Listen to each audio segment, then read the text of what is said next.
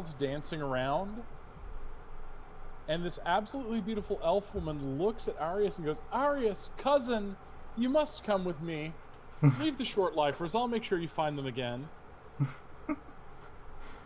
And after a bunch of confusion, the elves... How does everyone respond to the elves? We're going to start with Skylar. This order tonight will be Skylar, Jory, Chad, and then Freya. So, Trell, how do you respond to this strangeness? So the moment they get out there's elves just frolicking around, right? Elves frolicking around with, like, they've got a tent, and there's, like, tables full of food and wine. And he just kind of looks at them, and he's just like, where were you guys when there were skeletons? Oh, there were skeletons? How droll and exciting.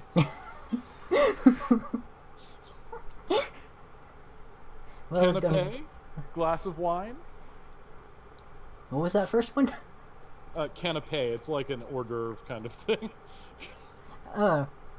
Whatever that is, I'd like it. Okay, yeah, you're treated to a lightly baked elvish mushroom pastry. It's tasty and savory. And so, you know, and several of the elf maidens and their escorts are admiring your fine wolfish legs. They're like, "Oh, goodness. You're one of those lupine elves, aren't you?" Oh, he looks surprised. Yeah, actually, We've heard all about you. When you get back to Enstad, you must come to one of our parties. Oh, absolutely. All right, so they begin frolicking, dancing, and playing flute music. This leaves our big, shaggy friend Varg. Varg, what are you doing in all this nonsense?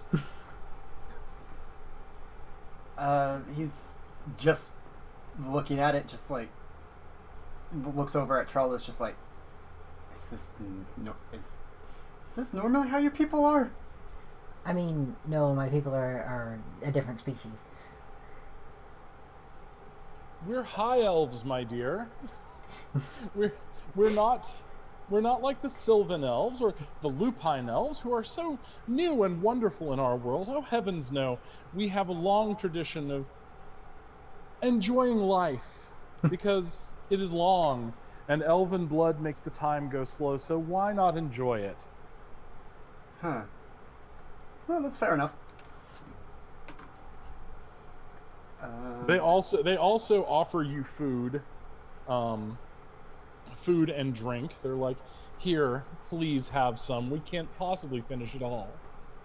I'm guessing they did notice the large crocodile and large dog when they got there. They seem well, actually, the thing is, the dog is very happy with them because they've been petting it and they've been chatting up the crocodile.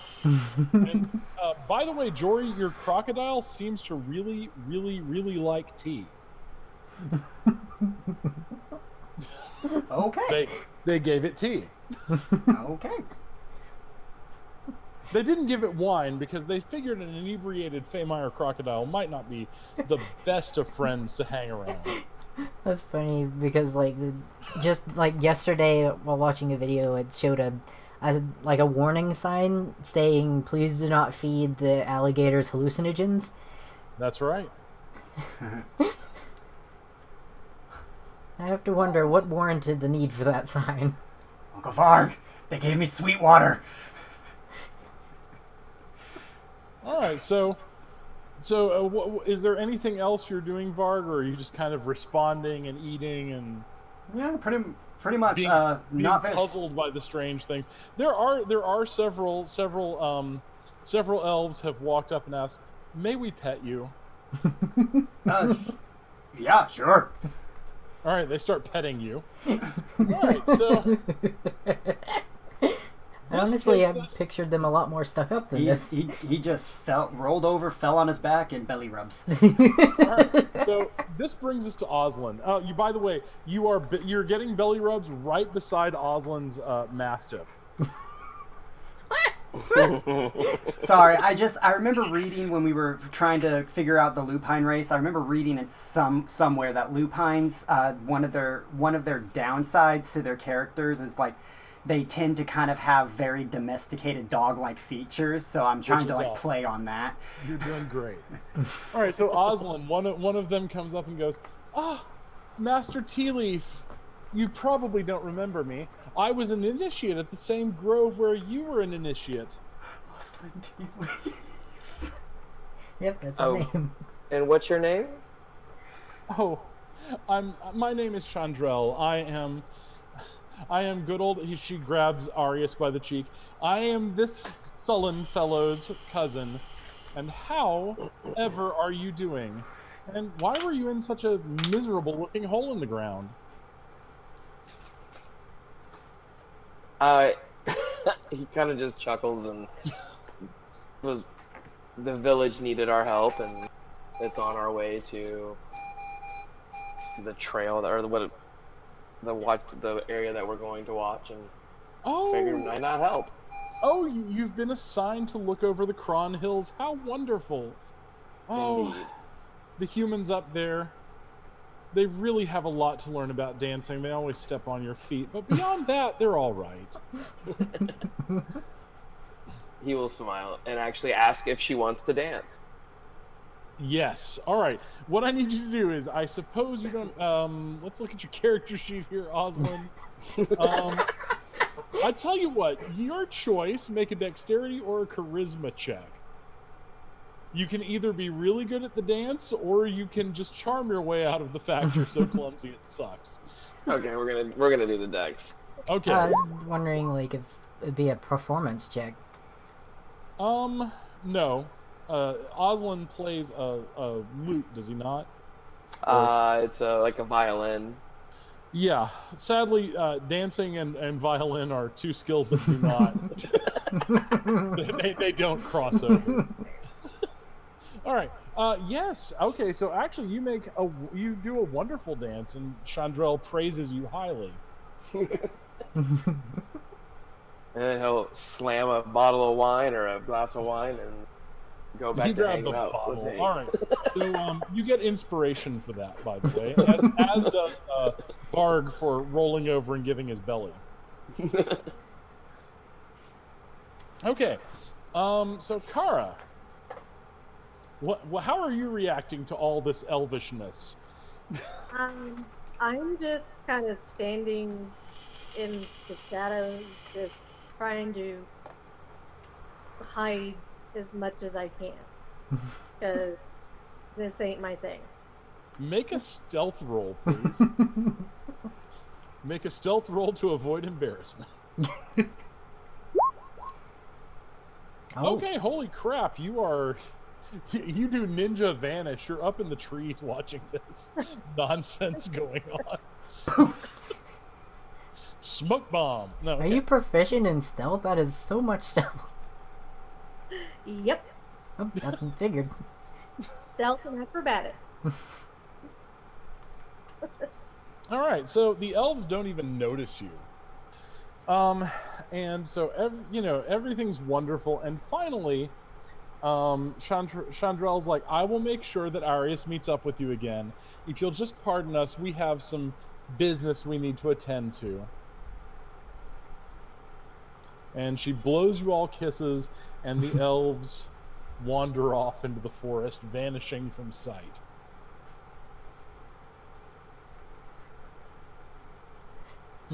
Ren is like, they're fun. I really want to see them more.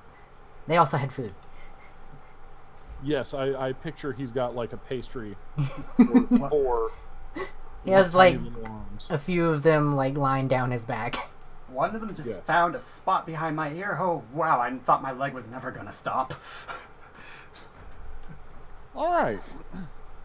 So, you guys can head from where you are north, east, or west. The south would take you back the way you came. We're going towards Hamlet, right? Yes. And you're down here. Hang on, let me. And this hex is huge, by the way. This is a pretty large. Freehand right there. Ah, okay. Yeah, y'all are right in that area. This little region that I have marked. Okay. So that's the hex you're in, and it's going to take a day or two to move. Like, basically, it will. This one of these hexes represents about 2 days straight forced march. All right. So we So should you can probably. head up toward the mountains, or north toward the hills, or swing out to the east. Can you refresh my memory when we met the guy and his daughter on the road that fed Yes. us? Mm-hmm. They were talking about A monk? The Scarlet Order. Yes, the monk of the Scarlet Brotherhood. Yeah. Your sworn enemies, yes. Where did they say they were at? I cannot remember. They said they saw them in Hamlet. Okay. They saw the one guy in Hamlet.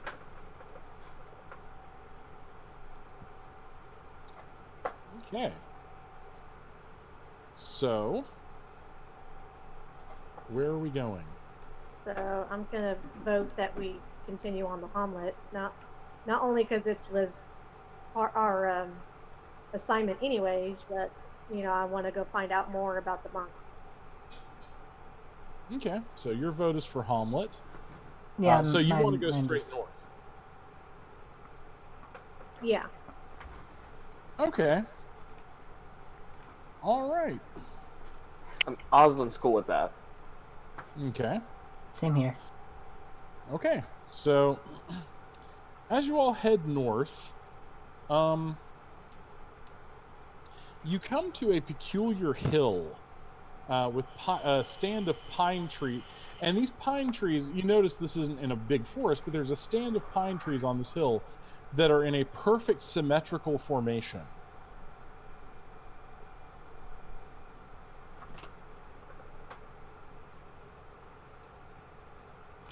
Oh, one sec. Hold on.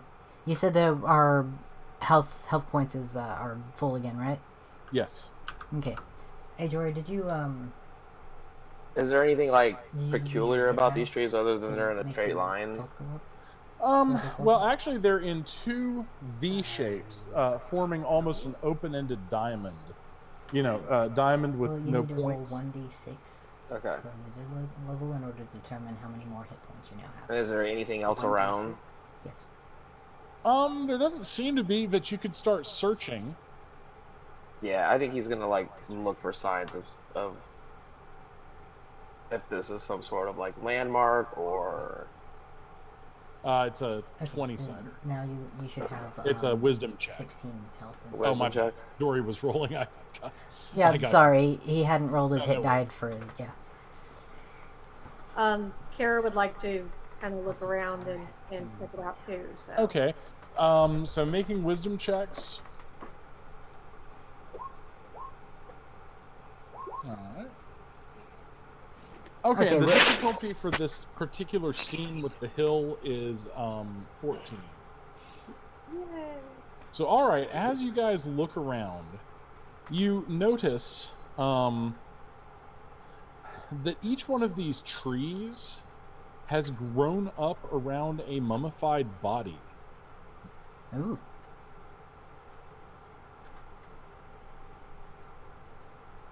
Have you guys seen anything like this before? Can I make a check to see something about that? Actually, that you've seen the stuff. It would require a history check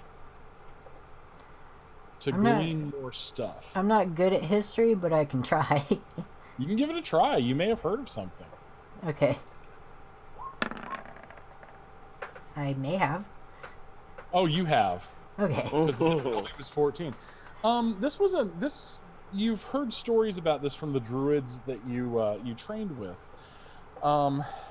And what's interesting about this is this is the way that an ancient cult of moon worshippers were buried. Oh. And you notice that on each of them are these beautiful bronze-hilted daggers with wolf's heads on them. Oh, that's pleasant. Not literal wolf It's a heads carved on it. wolf's head. No, Okay, it's not so, the gory head of a wolf hanging on them. No, it's a carving. I'm guessing that's like a ceremonial type of thing. Yes. Okay, so then he tells everyone that this is actually a burial ground. For wolves? No, it's the circle of the moon, right? That you said. Actually, it's such an old cult that nobody really knows what they were called. Okay. So that's all he knows. It's a burial ground for a cult. There's mummified bodies, and they all have a dagger with a carved wolf's head on the hilt. So what do you mean, like a burial ground? Basically, the bodies, by some arcane druidic magic that nobody remembers, these bodies were placed against a sapling, and the sapling grew around the body. That sounds pleasant to me, honestly. I would suggest not disturbing them. Yeah, I was about to say the same thing. I think we should just leave everything the way it is. Varg's like Yeah. has a kind of like a finger pointed at one of the trees, almost touching it. It's just like slowly pulls it away. Like, oh, okay. Nice. All right. Oh, and by the way, Skylar, I'm going to give you inspiration for just really throwing yourself. You know, your character really throws himself into the history and the lore of the world. So, I mean, I already have inspiration, but thank you. well, no. Sometimes I don't know. I'd have to look it up, but I think it resets. So, Oh, okay. just in case, I'm trying to give y'all some rewards. Okay. Yay. Thank you. So, are we going to continue northward? Absolutely. Okay, you continue northward. It's getting dark now, and you come to an area where there's no grass and no plants, and the trees are all dead. Oh. Trail looks particularly perturbed. There is a sign, an old sign, very, very old, written in a very old form of common, but it is readable. And in the distance, like a bony finger poking up out of a hill, there's a tower, and the sign warns that Calfer the vampire is long imprisoned within that tower, and no blood should be spilled in this area, lest he rise hungry once more. I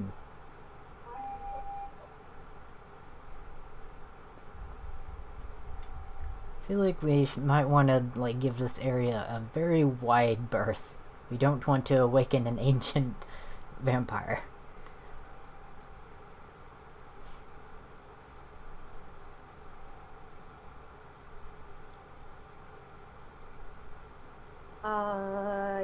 Yeah. I mean, that would be bad.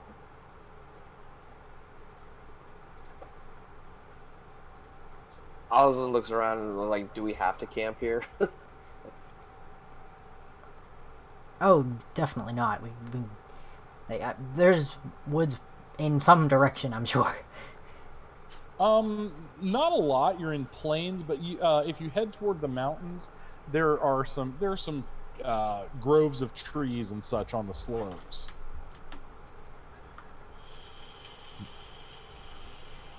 Okay, the groves sound nice. Okay. When you Yeah, get I up can go there. okay, when you get up to the grove, you find inside there's a small source of water here, and a small shallow cave with the remains of a campfire and a few crude iron tools scattered about. I would like to make a perception check to see if anything happened to, like, bad in particular happened to the people who Okay. were once here.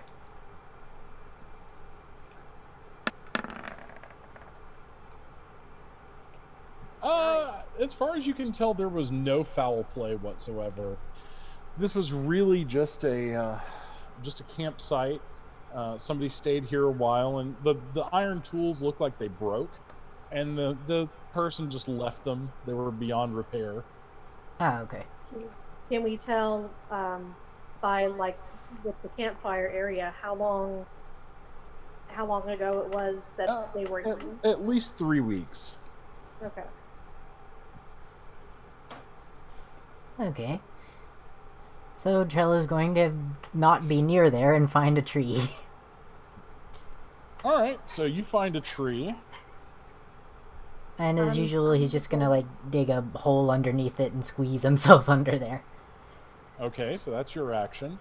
It also makes for a good foxhole whenever a fox happens upon it, so... All right, so Varg, what are you doing? Wait, what are we doing? We were here and we saw a campsite. Oh, so we're like thinking about resting. Okay. Barg's going to go hunting to amount some food. Okay. You even have a feat for that.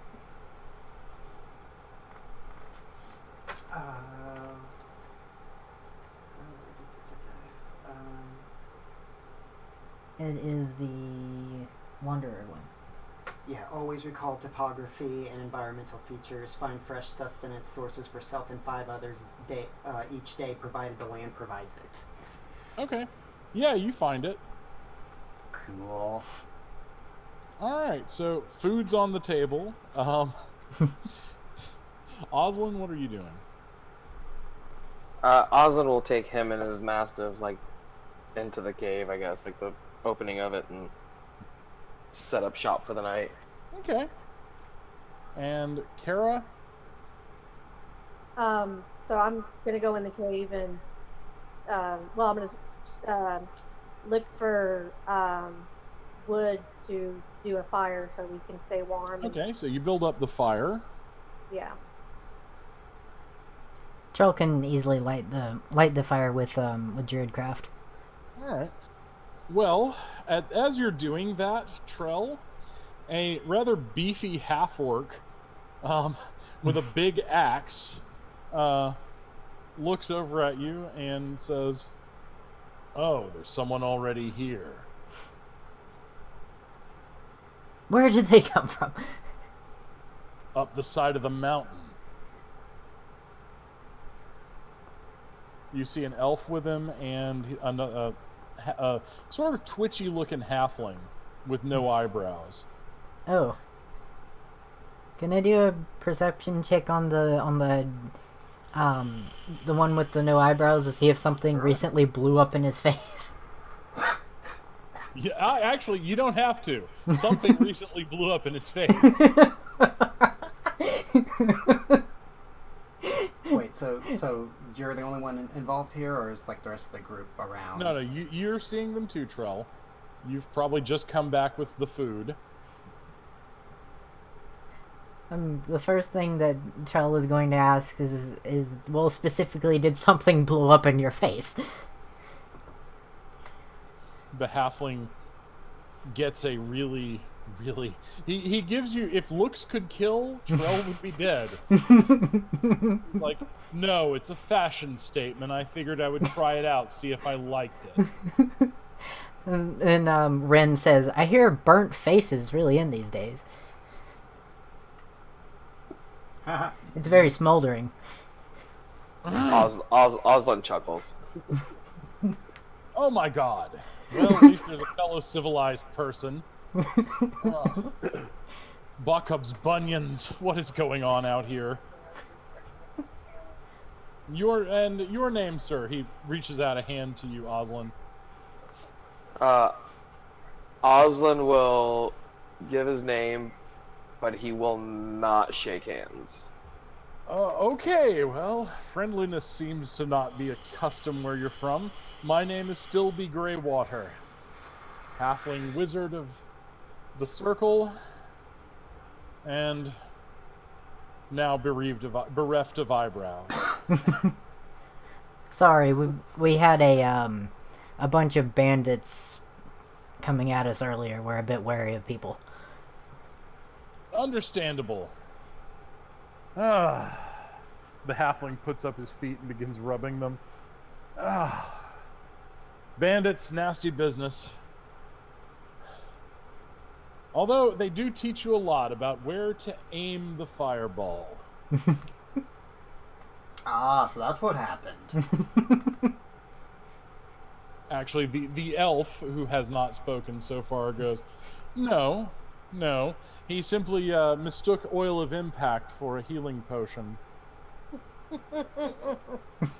Common mistake. Did those two even look similar? Honestly, you probably don't know unless you know alchemy. Probably they do. I mean, I know herbalism, but yeah, not alchemy. Yeah. One time the alpha pack leader made that mistake. No fur for like 2 months. That's got to be sad. The elf chuckles, and then a young woman in leather armor slips out of the trees and says, Nice. Fire, food. I've brought wine. As soon as she comes out of the trees, like Vard just like jumps and does like this weird kung fu stance, like You're a bit tetchy. Why didn't you do that when they suddenly showed up?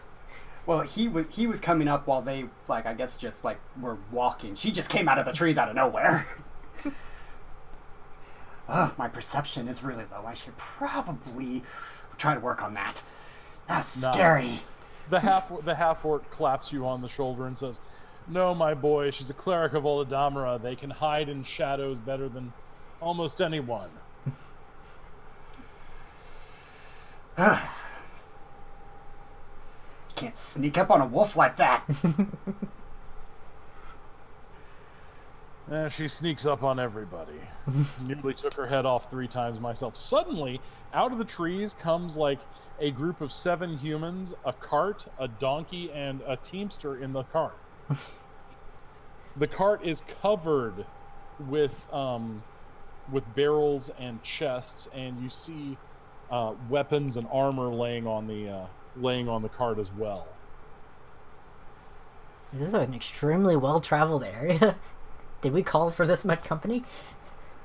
No, we were coming down out of the mountains.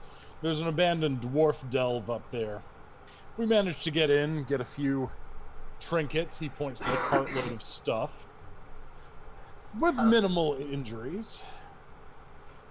The goblins inside couldn't say the same.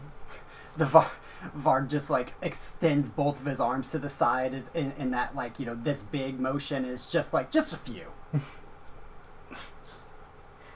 Charles says, coincidentally, we were just in a dwarven tomb not long ago. Yes, the Lortmill Mountains are filled with those things. Still kind of upset that I lost my skull that I was chewing on in that last fight. I like you.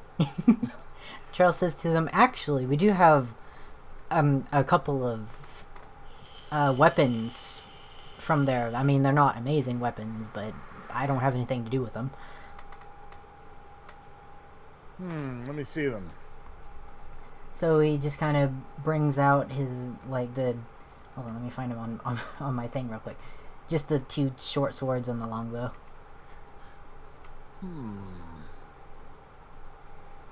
Good weapons of good make.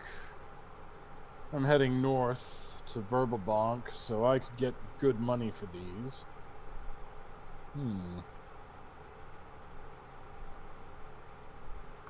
I tell you what, I'll give you 60 gold pieces for the lot. Actually, do you think maybe 20 gold pieces, and if you happen to have a longsword?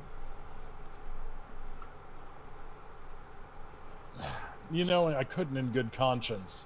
We don't know what any of this stuff does. We know it's magical, but I saw a longsword eat a man's hand off once.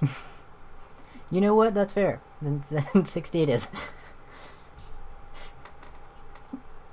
So he hands over the weapons. Very good, then. Less for you to carry. All right, so we're going to give you this and 20 gold pieces for the use of your fire. Fair? He looks at everyone else because it's not, his decision alone.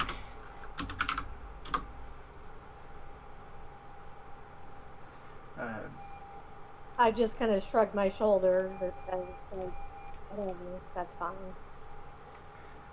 Plus, you can get a good rest. He points to the mercenaries by the cart. I pay them well so we can sleep. Just the Feymeyer crocodile over there, ignore his hungry look. He's not going to do anything.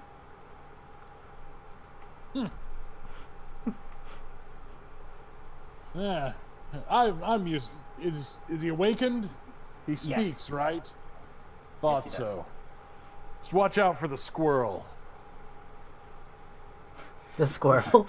Car. Squirrel! Yeah, there's a squirrel in these very hills. Varg, like, we talking like a regular sized squirrel, or is like we talking like gigantic, magical, like can eat my face off if it wants to? I mean, I've seen him change size. I'm unaware of what else he can do, but Mr. Prethelvane seems to be harmless, if somewhat annoying. He once stole my axe. Mr. Prethelvane.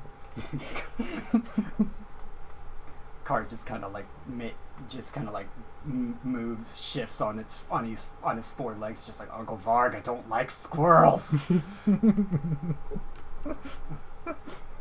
It's okay. I don't like squirrels either. The half-orc sits down, pulls the brim of his slouch hat over his eyes, and is soon snoring like a rumbling waterfall.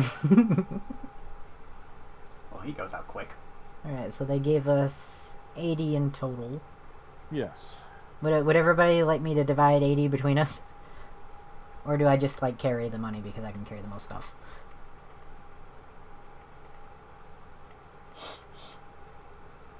Because, like, if I do that, if anytime anybody, like, needs money for something, I can just give them money. Varg just like pats himself and like just like kind of like shows off the fact that the only things that he has that can carry things are like his bow and his quiver. It's just like, well, I can't hold anything anymore anyway. I mean, you have a backpack and, like... Oh yeah, that thing. He just leaves it on the crocodile. That's adorable, a crocodile with a backpack.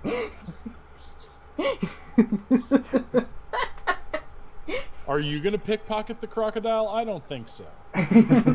You know what? Fair. If Winnie was here, she might. That is true.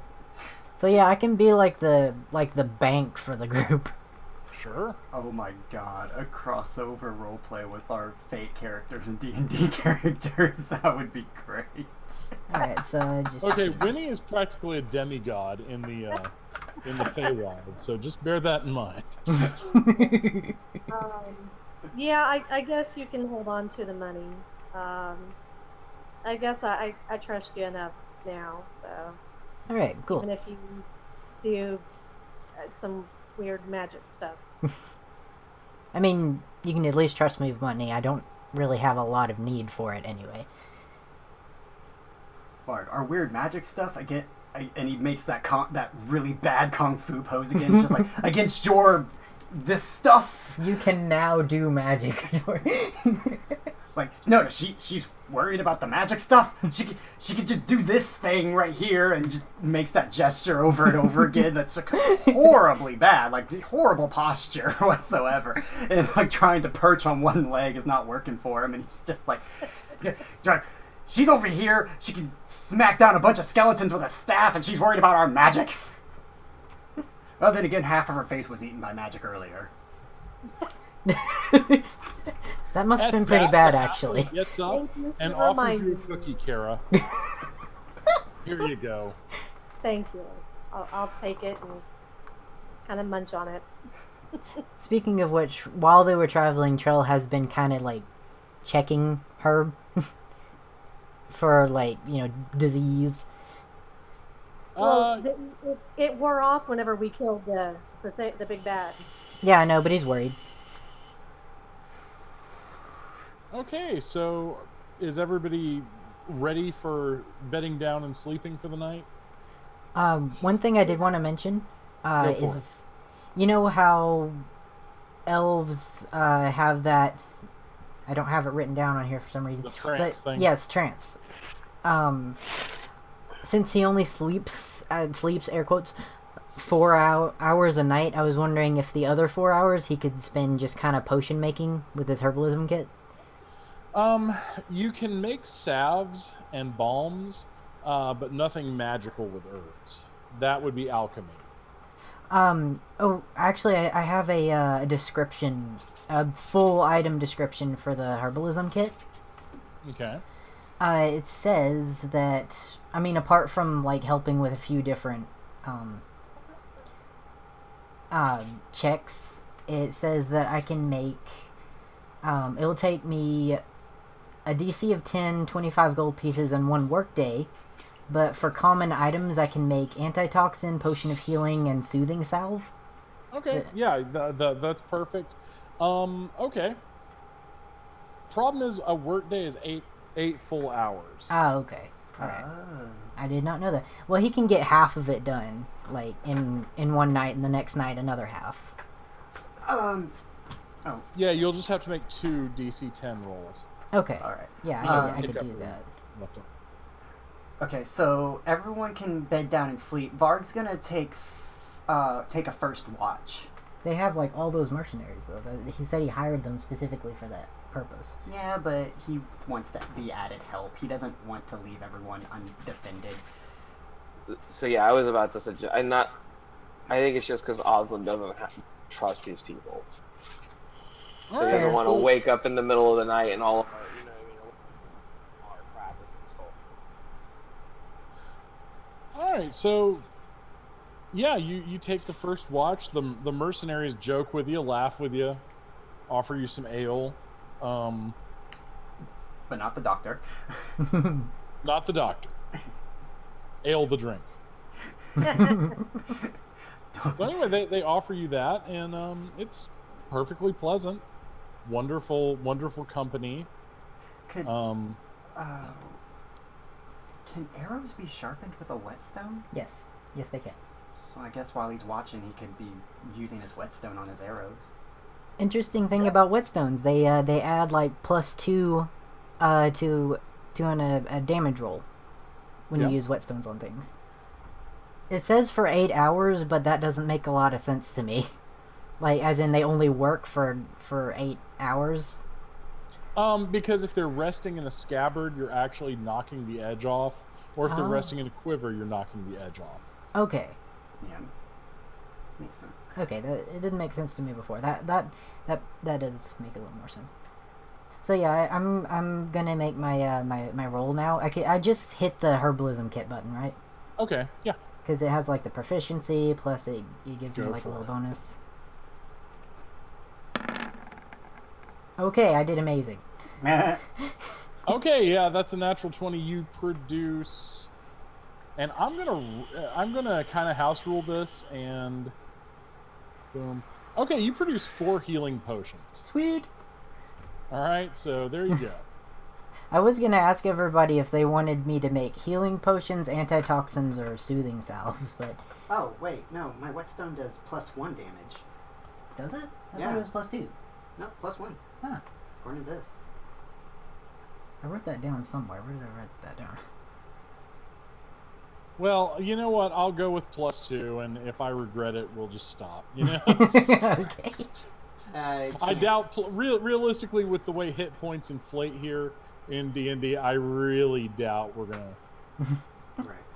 gonna worry over much. Okay, so I can't roll it, so I just have to remember that I have that +2. the next time I roll. All right. So yeah. But yeah, do we want the 4 healing potions, or do we want one of the antitoxins and soothing salves? So what antitoxin does is a creature drinks this vile liquid and gains advantage on saving throws against poison for 1 hour. No benefits on undead or constructs. I imagine it also cures poison. Okay, I tell you what. You've got 4 potions you made. Tell me what combo you want. Yeah, that's why I'm asking everybody. Oh, okay, sorry.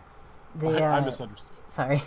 And the soothing salve, it says that it can be applied to wounds when you extend hit dice to recover hit points. While using the salve, you recover 3 additional hit points for each hit die expended. It lasts for an hour, so it gives you like temporary hit points, basically. So personally, I would vote for like healing potion stuff. Yeah, that's fair. what I was gonna say the same thing at this junction in our adventure. I would say healing is probably more important. Yeah, I agree. There's Varg, Trail, Kara, and Oslin. So there is 4 of us. So yeah. I would say 4. We could split between each of us. Yeah, that's true. I could.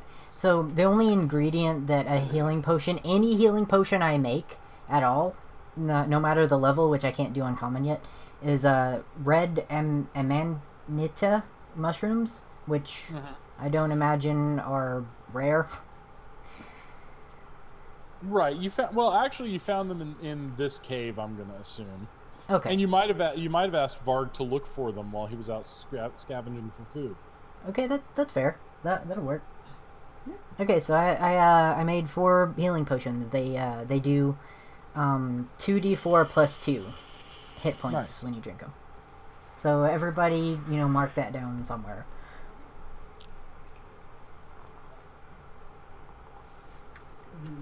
Okay. All right. The rest of the night passes uneventfully.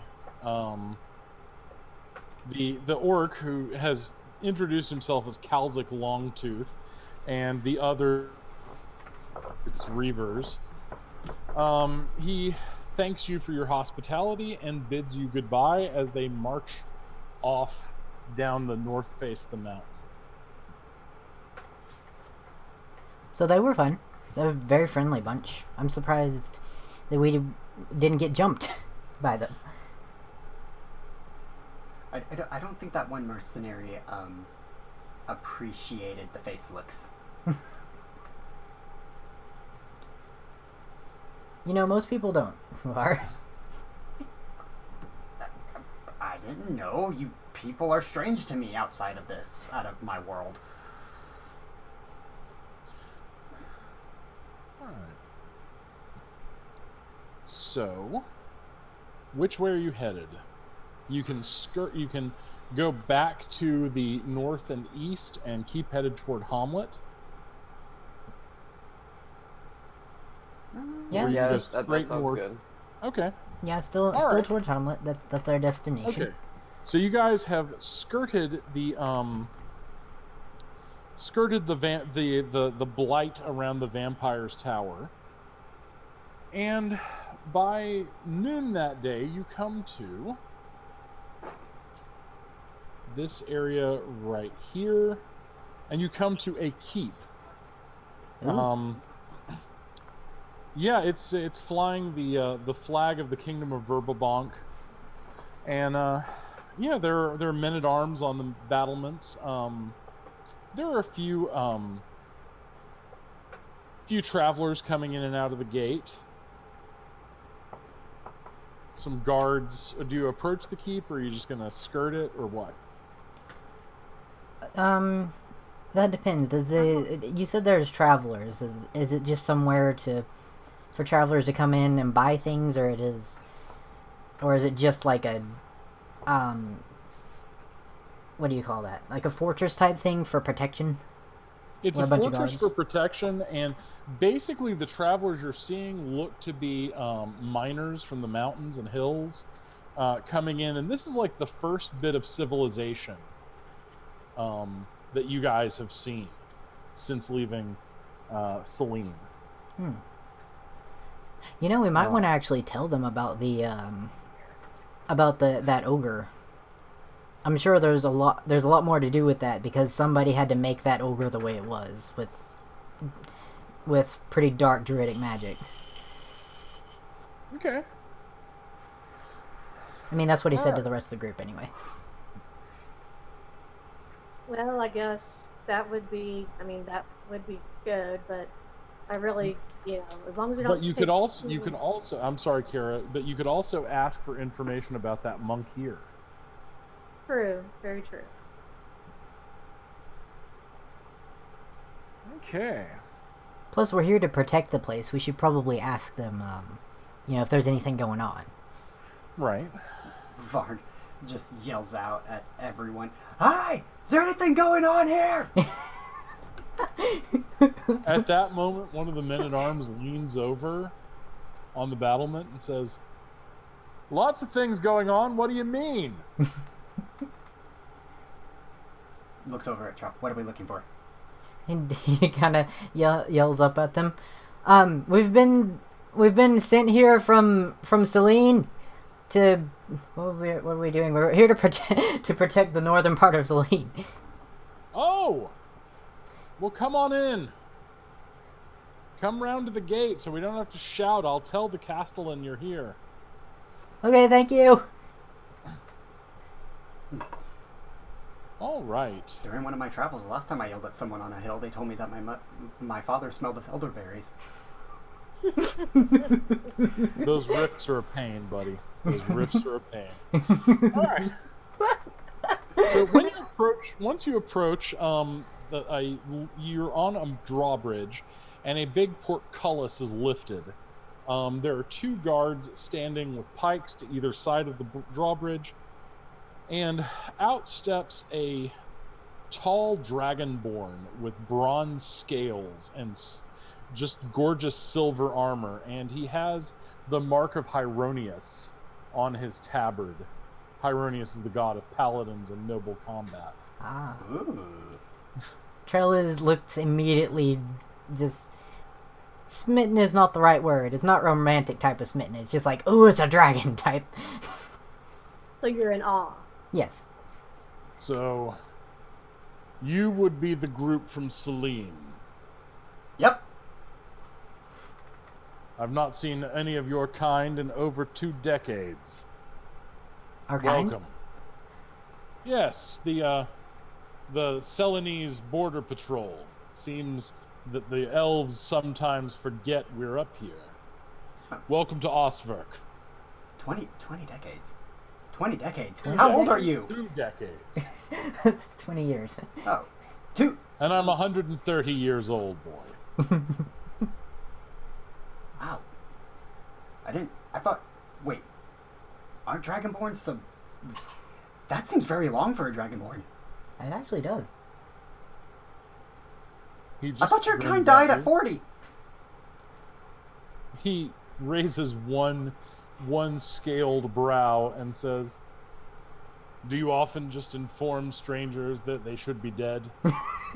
This is probably not a winning strategy for gaining friends and influencing people. You know, when he puts it that way, it is kind of rude to bring up.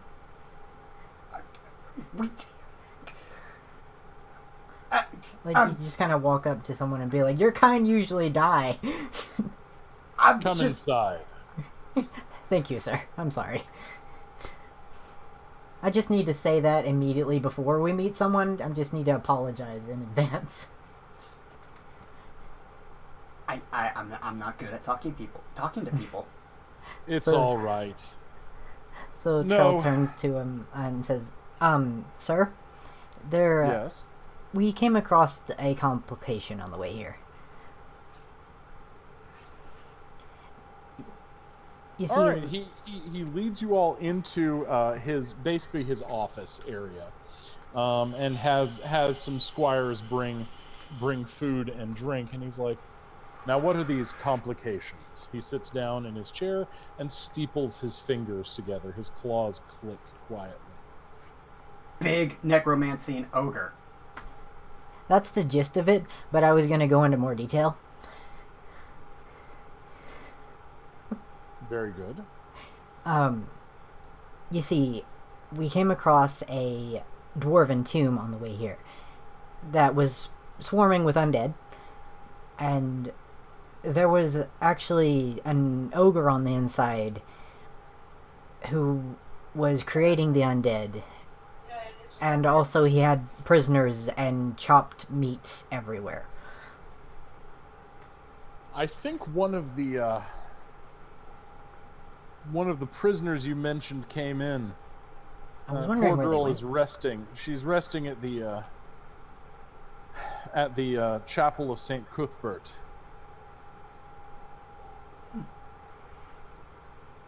We may want to pay her a visit and see how she's doing. And Varg's already walking out the door. I'm on it! Not now. Oh, okay. Turns heel, comes right back in. Anyway, a lot of strange folk have been about. There's there are several people that I've had an eye on recently. I was able to deduce that it was dark druidic magic. That is deeply disturbing. He nodded with an expression like, "Oh, I know."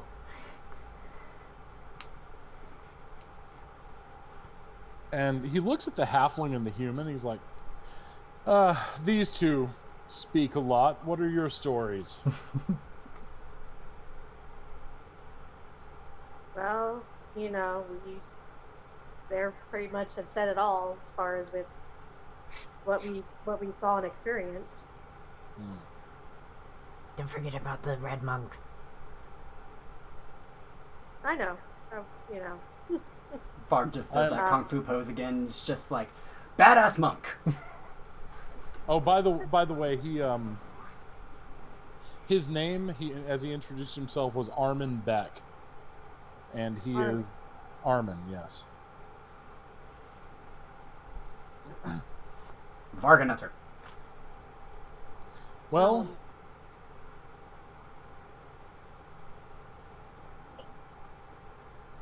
Go ahead. no, you go ahead. Well, the one thing that my friend here did not mention is, as we were coming north, we did happen upon a traveler and his daughter who, as we were speaking with them, did mention that one of the Scarlet Brotherhood members had been seen a little farther north. Do you know anything? Have you seen anything or heard anything about this? I've intercepted several messages from the Brotherhood. Oh. What have they said? It's mostly in a code that I don't understand.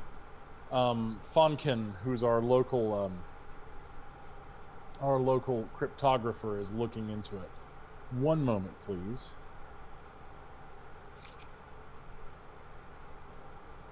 And out of character. Well, I guess out of character is just something that I might be able to understand. I'm back. Thank you. Is just out of character, that's something that I might understand. You know what? I will give you advantage on an intelligence roll to figure it out. Okay. So I tell Armin, I would very much like to speak with your cryptographer and see if I can make sense of this code. Why, certainly. Yes, Fonken is usually in the library. Okay.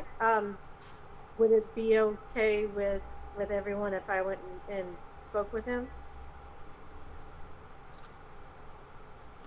As I look around at as long as we can find each other. You have the run of my keep. You are respected ambassadors of the Kingdom of Selene, and I have not forgotten when Yolande sent her army to help us. So, yes, you may speak with Fonkin and go anywhere else you need. Just mind you behave yourselves here.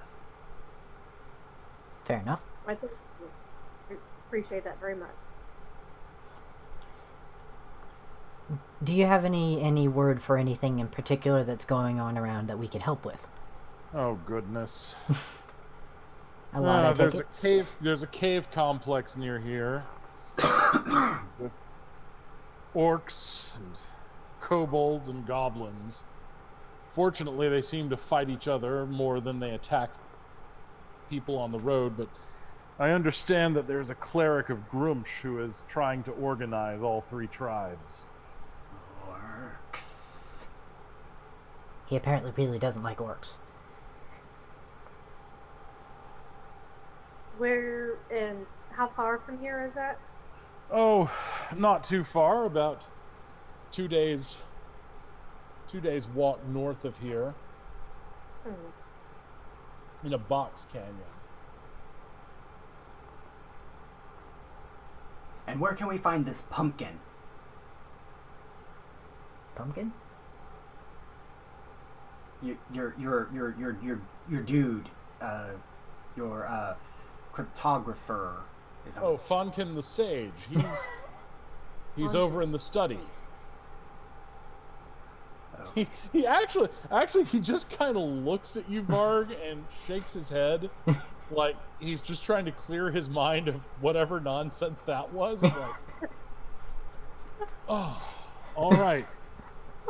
Well, I'm going to double patrols, and if you could handle what's in those caves, I would be immensely grateful. I could spare you 5 men-at-arms to at least guard your back and set up a camp outside.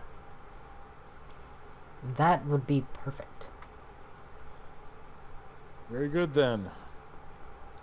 I'll write out the orders. In the meantime, stay the night here. It's getting dark. All right. Well, thank you. Thank you Sleep very well. much. For Thank you. Okay, so Kara, you're going to look for Fonkin, right? Yes. Okay, you follow Armin's directions to the study, and it's a fairly well appointed little library. It's not as large as the one in your monastery, but it's a nice one. And sitting there grumbling to himself is a gnome who's tugging at a very sparse beard and muttering to himself about, damn fools, all these stupid. What the hell does that character even mean?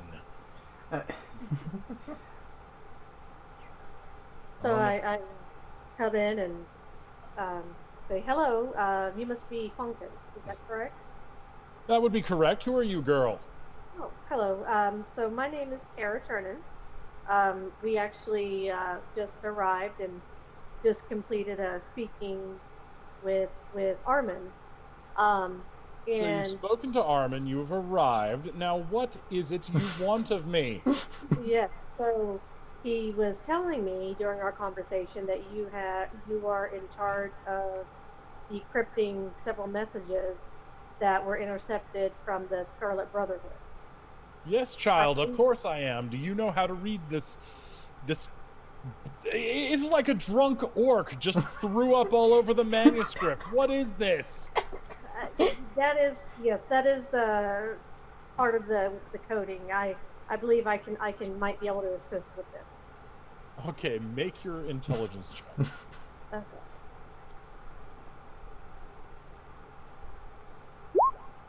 Ah, dear God! You said with Oh, advantage. even with right? advantage. With advantage. With advantage, a lot of no. advantage. No, you don't know the scar. You can recognize some of the characters and realize that this goes back to the ancient scripts. But this crap is weird, and you're like, there's like symbols in here that you get a lot of stuff about sleeping. That's the only word you recognize is sleeping. But there's a lot of it about sleeping. Yeah. Well, that's a clue, I guess. Well, this definitely is something that the ancient writing that I'm not fully familiar with. Um, I tell you what, let me send a message back to my monastery with some of this information, and we may be able to decipher it and understand what the meaning is.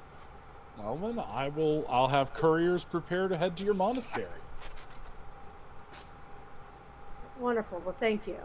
Um, so I guess I'll sit down and write a message to um, back to them at the monastery and just kind of give Mhm. a brief overview. Okay.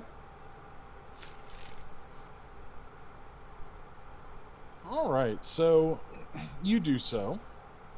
Uh, and Funkin is like, forgive my upsetness. I usually just translate humanoid languages like giant, goblin, orc.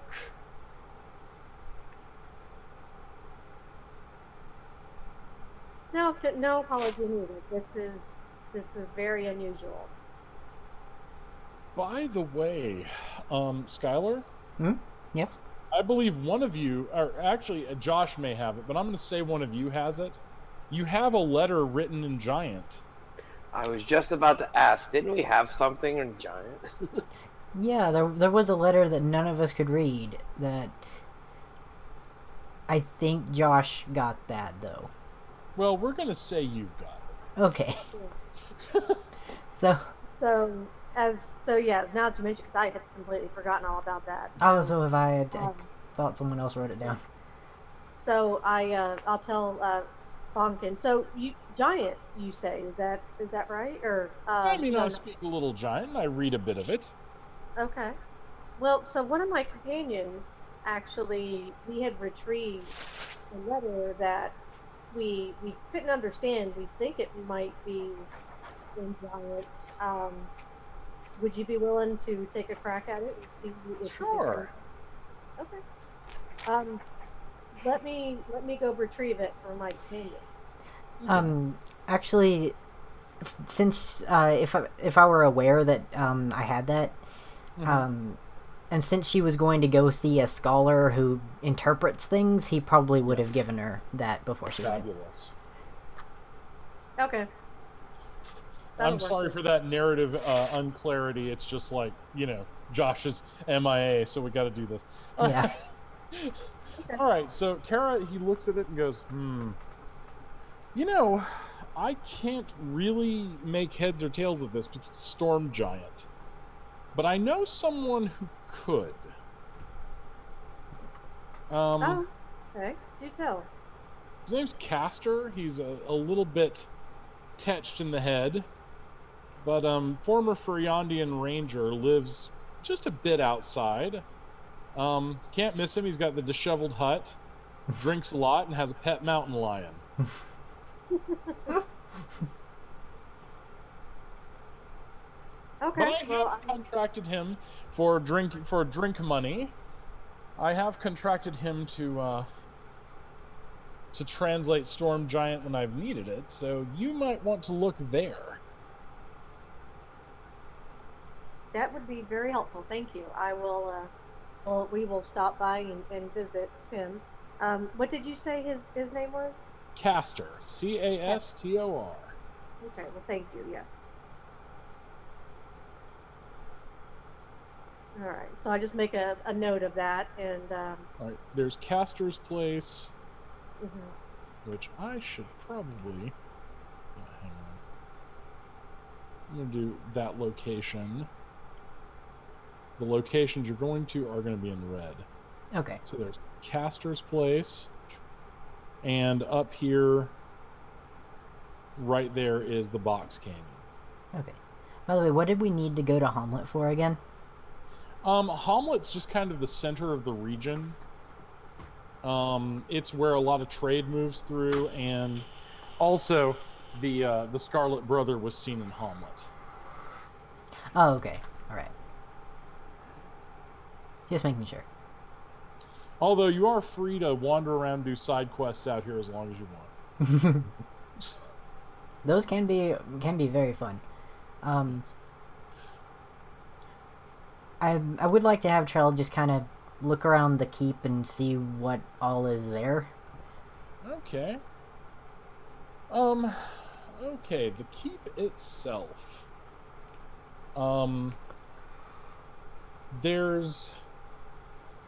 There are the towers and the walls, an entry yard, stables.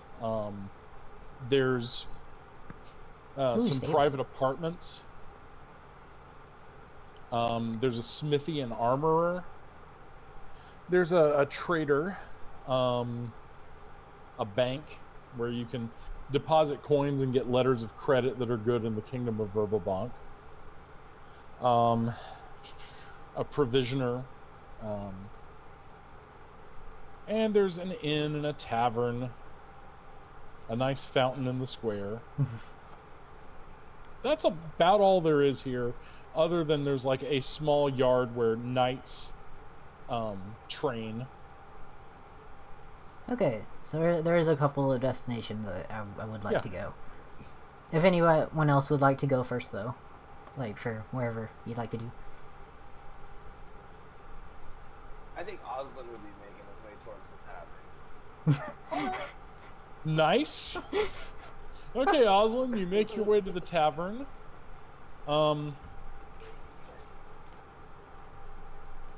Once I'm done speaking with Onken, I'll make my way over to the tavern also. that's where the food's going to be. That's right. Varg is just really interested in what the tiny person does, so he's following Osland.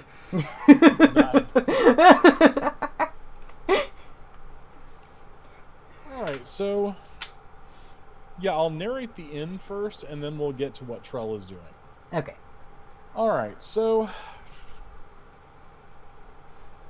At the inn, you hear people talking, you know, or the tavern, actually. You hear people talking.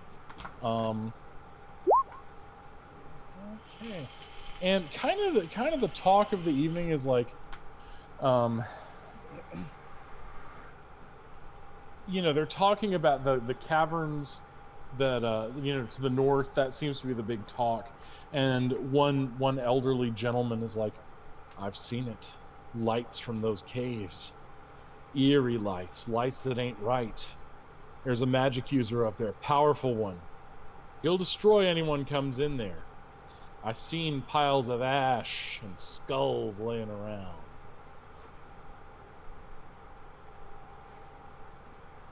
I want Varg to just get a giant cup of something and walk over to them and be like, I heard you talking. Yeah, okay, that's what. So was he talking about a destination that we're potentially going to? Yeah, the caves with the orcs and the kobolds and everything else. Okay, so Oslin will walk over to him and ask if he can join him. Absolutely. Absolutely. And Oslin will jump up into the seat that's probably not made for a halfling. You're a bit nimble. And then just kind of stand and look at him and ask, tell me more about these caves. They have to bring out the Well, booster seats. I was out there checking my traps for squirrels and such. I was checking my traps because got to feed my family and make a little money to buy drinks and such. So anyway, I was out there, and I seen weird lights, and I smelled the strange smell, and this man, he just exploded. I heard words, blasphemous words in ancient languages I can't even identify. Tell you what, give me another drink, and I, sir, will tell you everything that I saw, but I'm a mite thirsty. Oslin will, like, kind of wave a finger to initiate, like, another round of drink. Okay. Yeah. Yeah. He sips it. Ah, thank you so much, Master Halfling. Thank you so much. Yeah. Oh, those darn Darn orcs and kobolds, they're all working together under this one veil-wearing magic user.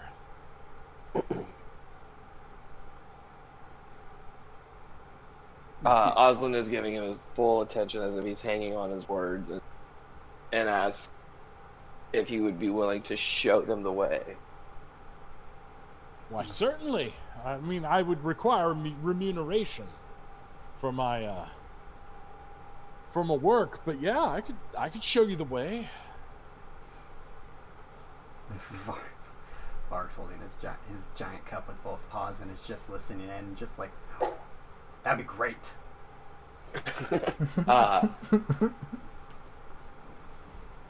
Oslin kind of chuckles to himself and says, well, we have our own personal banker, so I think we can be able to help you out. Oh, why certainly. Why certainly. So I'm are more than you happy to help. you live here, or?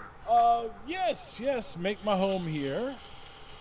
Made my home here for the last 10 winters. Intend to finish my winters here. I truly hope so. He will.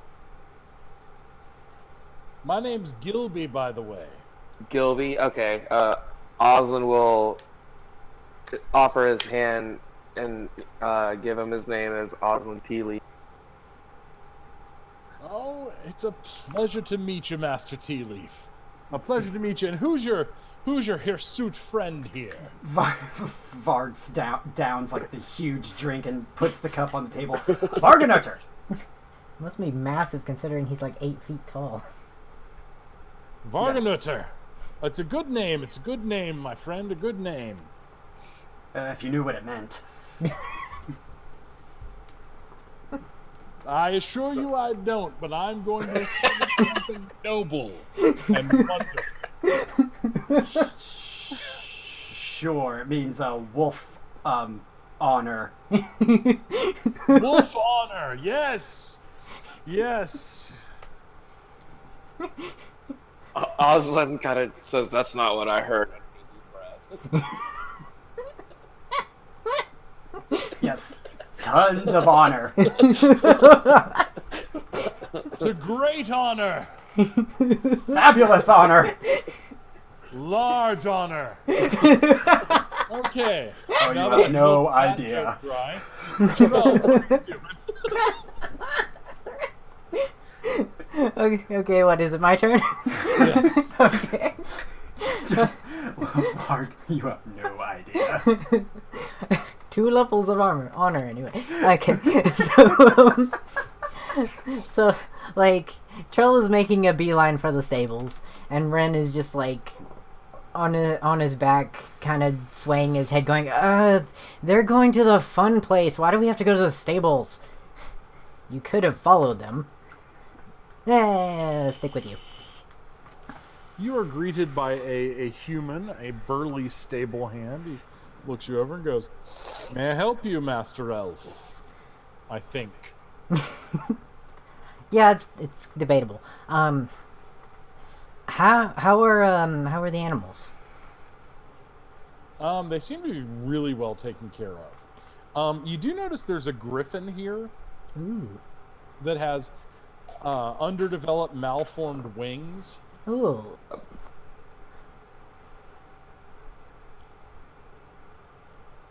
So, the main reason that he came here, 1, likes animals, 2, I can actually speak to animals now, as a level 2 thing. So, he is going to inquire to the man about the griffin first. That belongs to Master Flynn. He's training some of the knights here. Lives as a hermit, but mostly he's a good man. He made these special leather balls for the griffin to grip, so it wouldn't strain its eagle claws. You wouldn't mind if I spoke to the animals here, would you? Sir, as long as you treat the animals kindly, I don't care what you do. Oh, I treat animals better than most people.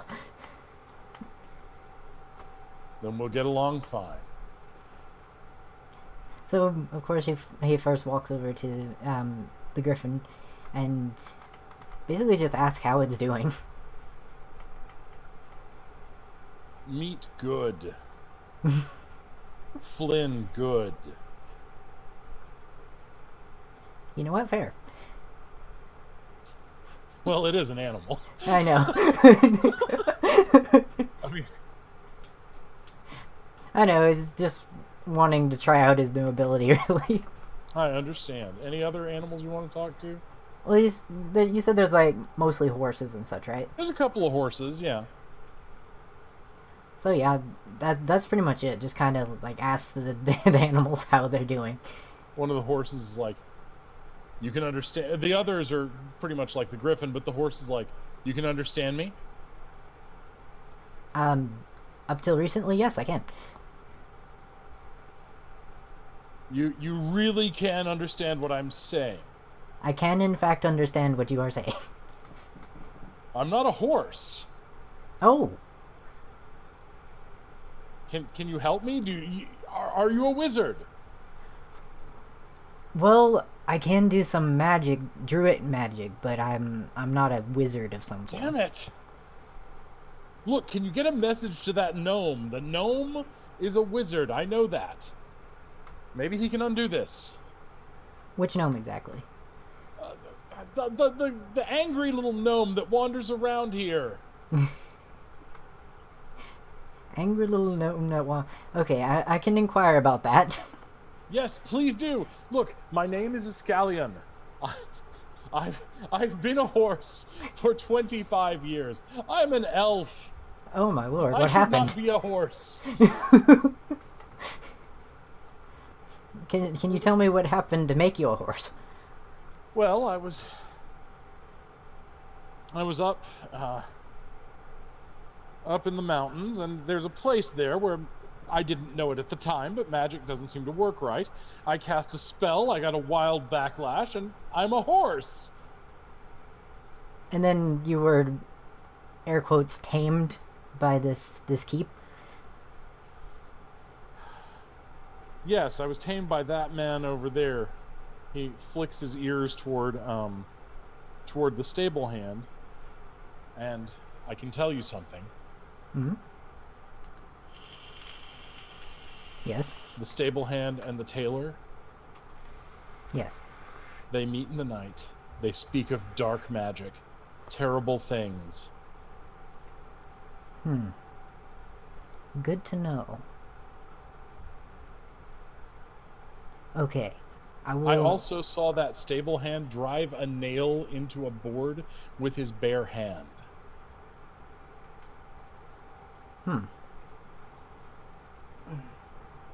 Okay. I will go find that gnome you speak of immediately. Please, and thank you. What is your name? My name is Trill. Trell, it's a pleasure to meet you. Yes, please go, because I'm still not used to going in front of people. All right? Fair enough. So he's not gonna speak to the stable person about that. He actually goes back to said dragonborn, but of course politely thanks the stable hand. You're welcome. I'm going to go get some dinner. And All right. He just politely nods and Okay. Now, we're at the tavern. Kara, what are you doing? I had come in after speaking with Fonkin and came and joined Oslin and Varg and ordered a meal and just kind of sitting there quietly listening. By the way, your old guide, his name is Gilby. So Gilby is telling all the stories about strange things, about the time he trapped an owl bear. and other strange tales that seem true.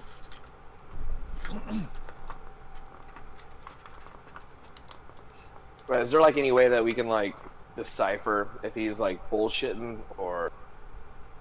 I tell you what, let's roll some d20s. You make a wisdom check. He'll make a charisma check, or both charisma checks.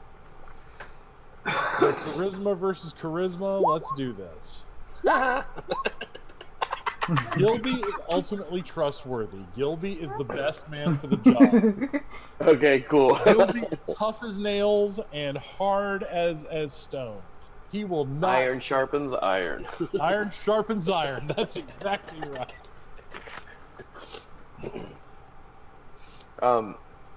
Osland will offer him 10 gold pieces to secure, to ensure that he will be there in the morning.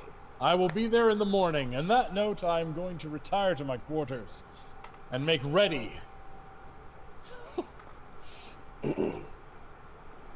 Barg looks over at Osland and just like looks over at some other patrons that are probably drunk by now.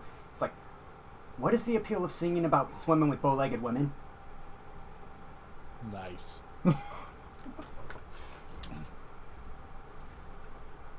Varg, right after you ask that, though, I need you to make a wisdom check with advantage. Perception, preferably, if you've got the proficiency. Okay. Scroll up. Give me a minute. This thing's not working correct. Wisdom check with advantage. Perception. Yeah, perception, Just if hit you've got perception. the proficiency. Okay. Scroll down. There you go. He does have. Just as Kara's about to take a bite of her food, you smell the scent of Death Angel mushrooms. Oh. He just looks over. Kara, don't eat that! / drink that. I stop and look over and be like, okay, why? He like runs over and just like is just like, Death Angel mushrooms. Roll initiative, guys. Except me. Except you, but you're gonna show up in a minute. Oh, okay. Holy dog crap! Something tells me as soon as I said that to Kara, she instantaneously was not very happy. Yeah. All right, Kara, you're being faced by two monks of approximately your level. One is one of them is a burly guy. Trell would recognize him as the stable hand. The other is a skinny little kid. The burly guy is much more experienced. You can tell that. He's strong, he's fast, and he's got some power on you. So, but the good news is you've got the drop on one. Pick one you want to attack. And are you going to attack barehanded? Probably your weapon wouldn't be at your table with you. Yeah, it would be like back in the corner or something. So, Mm-hmm. So in that case, hold on 1 second. I'm gonna go after the burly one. But I want to use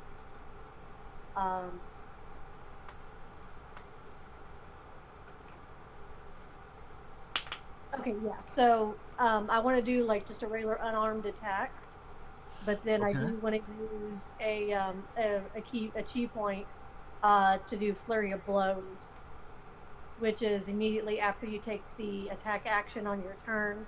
You can spend 1 key point to make 2 unarmored strikes as a bonus action. Go for it. Yes. So roll your first strike and then roll for the second 2. Oh wait, sorry, right? No. That's correct. Okay. The first one he parries easily. Okay. And the second is even Ooh. worse. he moves like a snake around you. He's quite quick, and you notice he's not closing his fists. His fingers are hard as iron. All So right. make your third attack. One more. Okay, good. Okay, you knock the heck out of him with that one. So roll 1d4 for damage.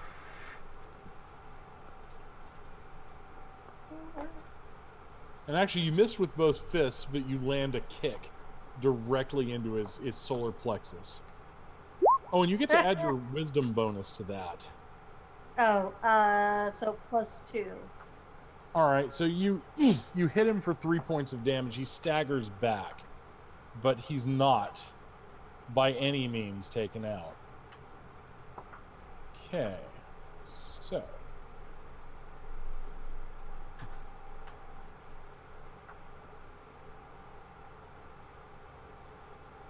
okay, all right.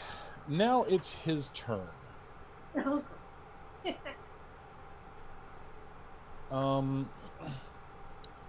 He makes a swing at you. He gets a +5 to hit.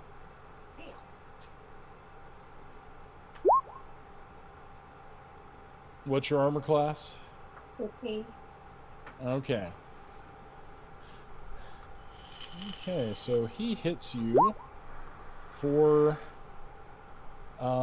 6 points of damage. Dang. Okay. Okay.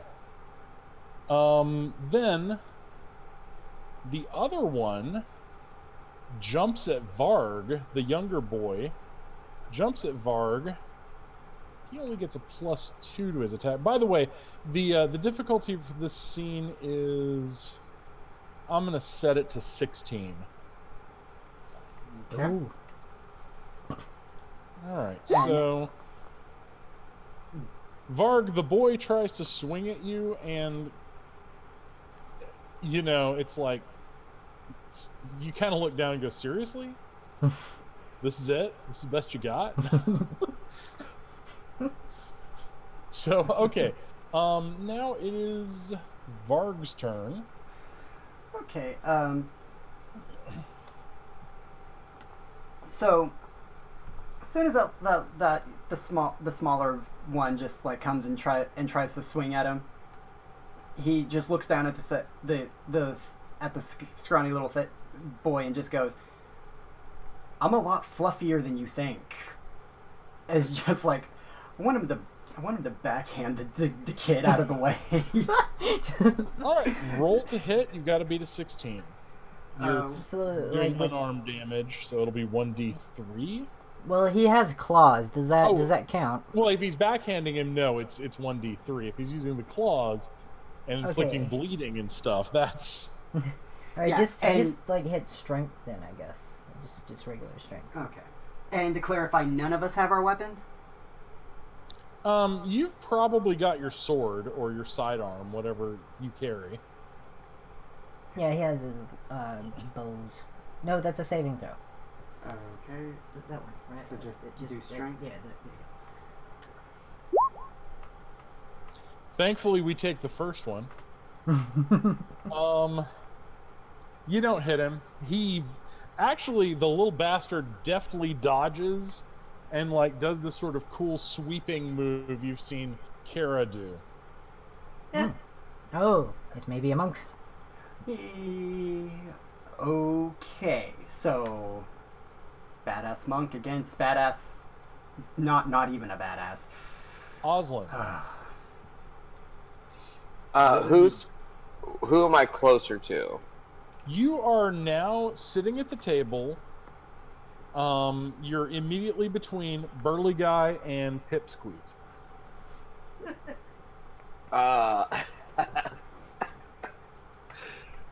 So if he were to run and like try to drop kick Burly Guy, is that a dex roll or a strength? You know what? Since it's jumping through the air, do you have acrobatics? I do. All right. Yes, you can do it, but if you don't hit, you're going to have the condition unbalanced, or no, you're gonna have the condition prone and have to make a dex check to get back up the next round. Okay. All right, we're going for it. Nope. Ah! Flying halfling hits the ground. The monk deftly sidesteps you. Obviously, your kung fu is not as good as his.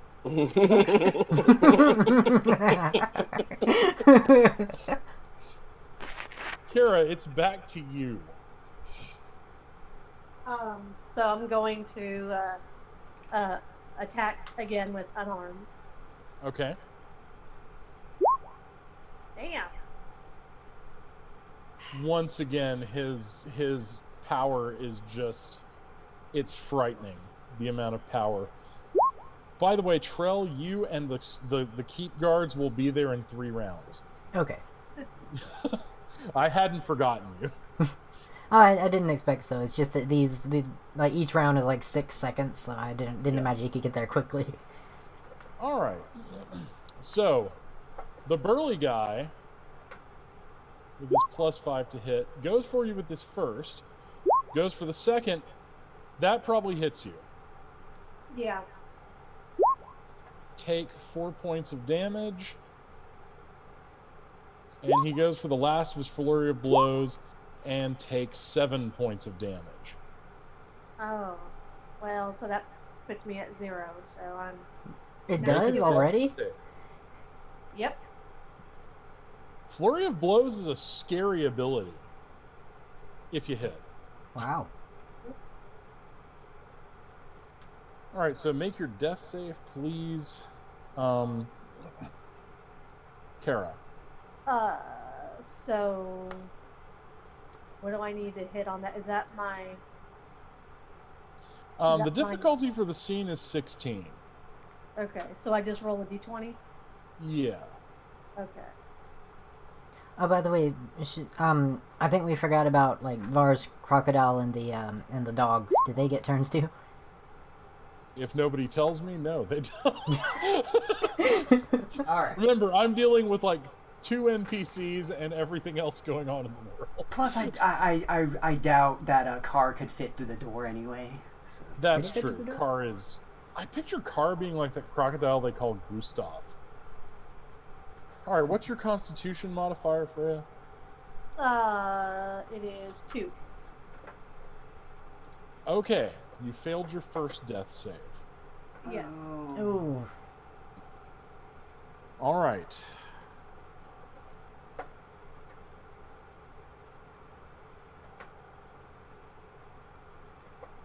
Now, it is Varg's turn. Remember, Jory, you have Oh, wait, no, the Pipsqueak has to go for Varg again.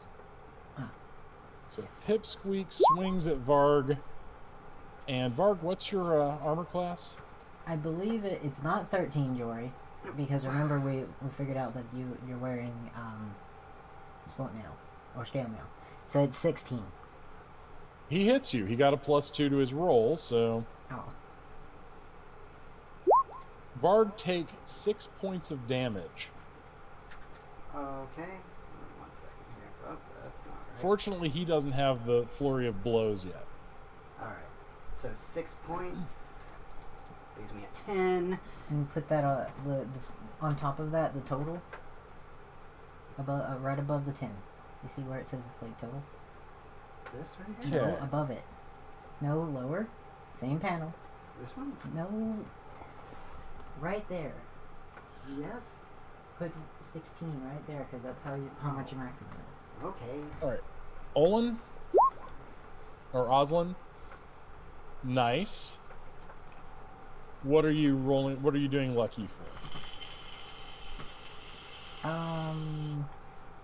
Let me see if I can remember what Lucky was for. So I have no idea. I just like clicked it by accident. So I guess I'm just trying to get up. I'm gonna attempt to get up and then use, if I can, cure wounds on Kara. Okay, make a dex save for that.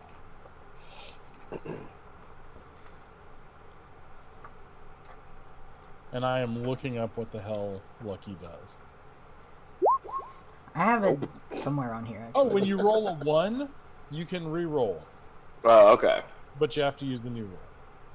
Ah, okay. Okay, you try to get up, and the monk actually dances his feet around in such a way that you're too busy dodging him trying to stomp you. I'd rather it be something cool like that than you just like Okay, and then the table. right, and then can it, are, would okay? Can we say his dog is there? You could whistle for the dog. Okay, well then that will be what he's doing next. Okay, next thing you know, the dog comes bashing through the window. Didn't even use the Who are door. you going to stick it on? And Oh, big ass burly man. He's like trying to stomp him. okay. So Also, make remember it- the dog has a thing. Hold on, let me find it.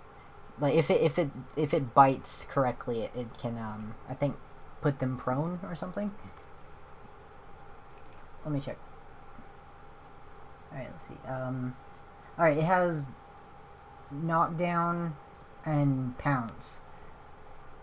So, like on a bite, they can make a DC 11 strength save or be knocked prone. And then with pounce, you can just have him barrel forward, and if you hit with a bite, then it's a 13 strength, or be knocked prone, and the mastiff keeps biting them while they're prone, basically. All right. Okay, so your Mastiff is going for an armor class of 16. Okay. So we're gonna roll 1d20, right? Yep. It has a +6 to hit. Nope. Oh well, It then hits. he hits. Okay. However, the monk, he take how much? I'm gonna say the Mastiff does 1d6 damage, and does full 6 Yeah, damage. it's 1d6 1d6 plus 4. Okay, so it does 10 damage. The monk is hurt, but he basically shrugs off the dog. He's having none of this nonsense. Okay. So you've added a combatant to the field. That's good. Kara, make a death save. Okay, give me just a second. Sorry, I was Please wandering make to a the death kitchen. save. Fingers crossed that I make the death save. Come on. I click roll. Roll20's like, playing the. Here we go. Oh, thank Okay, God. you stabilized. You are no longer dying. Okay, You feel good. stuff grinding inside your chest where your ribs are broken, Ooh. and you taste blood in your mouth. But you've managed to just be mildly comatose. Yes, I'm 5. All right. By the way, I believe we are capable of just like someone who's unconscious, just like shoving a healing potion in their mouth. You are, but unfortunately, trying to get there was the problem right Yes. this minute. Yes, it is. All right. So, since Kara has stabilized, the monk is going after. What is your dog's name, by the way, Oslin? Hank. Hank. The monk is going after Hank, but Hank is having none of that. But the monk spends another key. And Hank's like, not today, Satan. And once again, he goes to like gouge Hank's eye out, and Hank just like ducks to the side, sticking and moving. All right. Wow. Okay. Oslin's giving him the middle finger. Now the twerpy monk.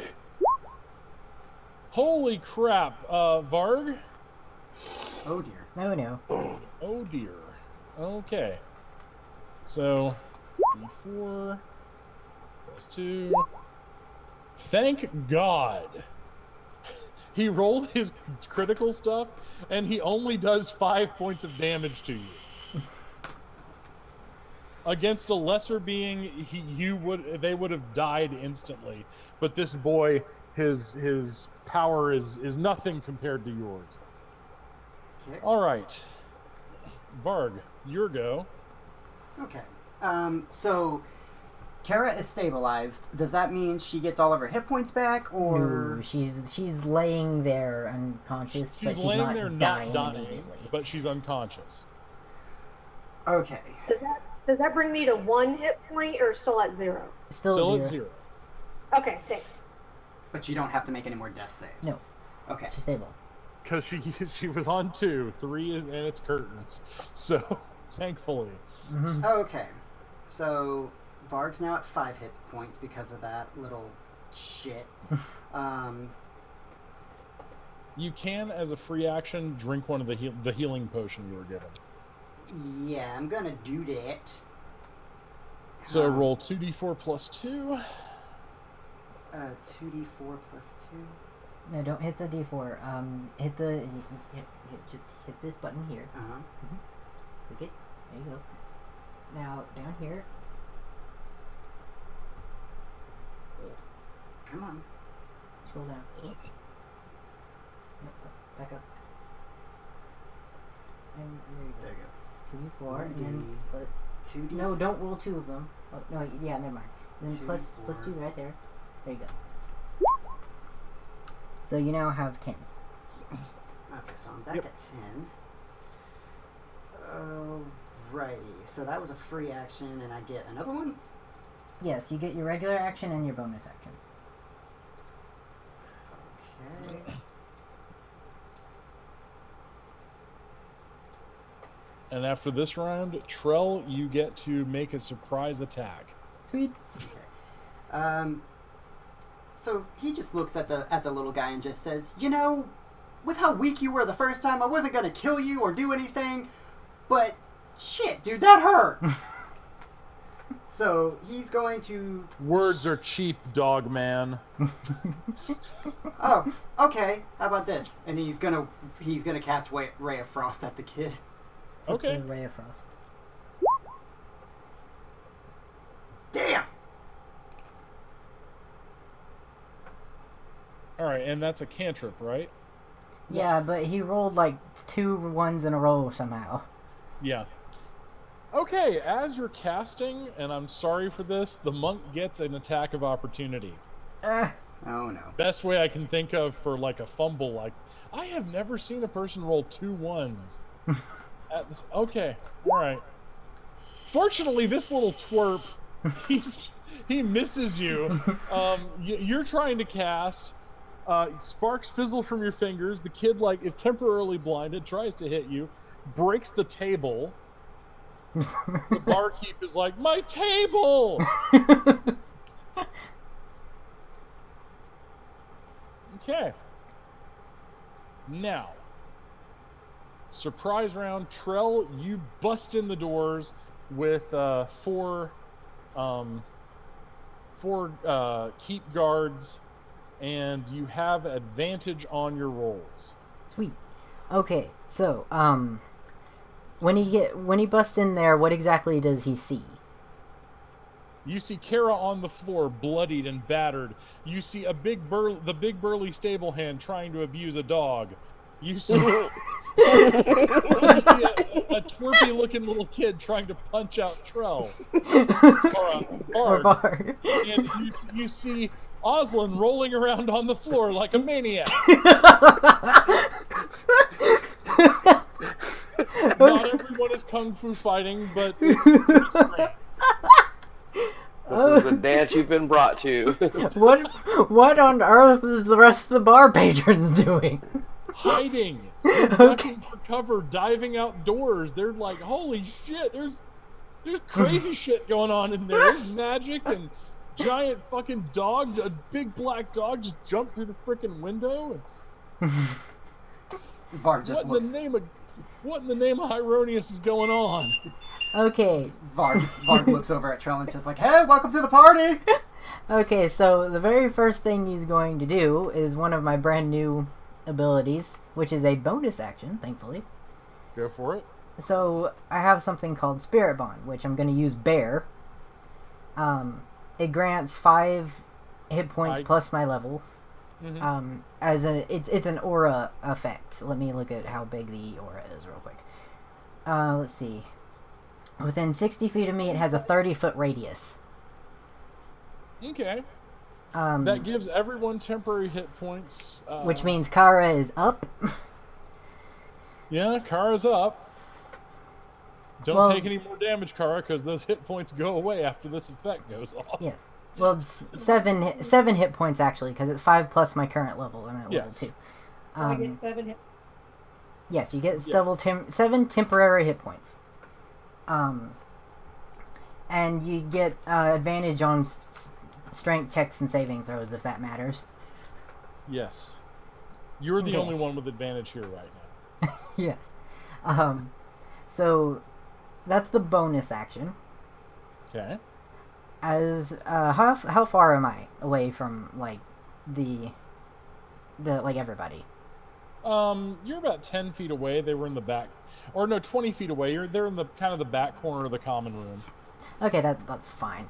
So immediately he's going to like run up to the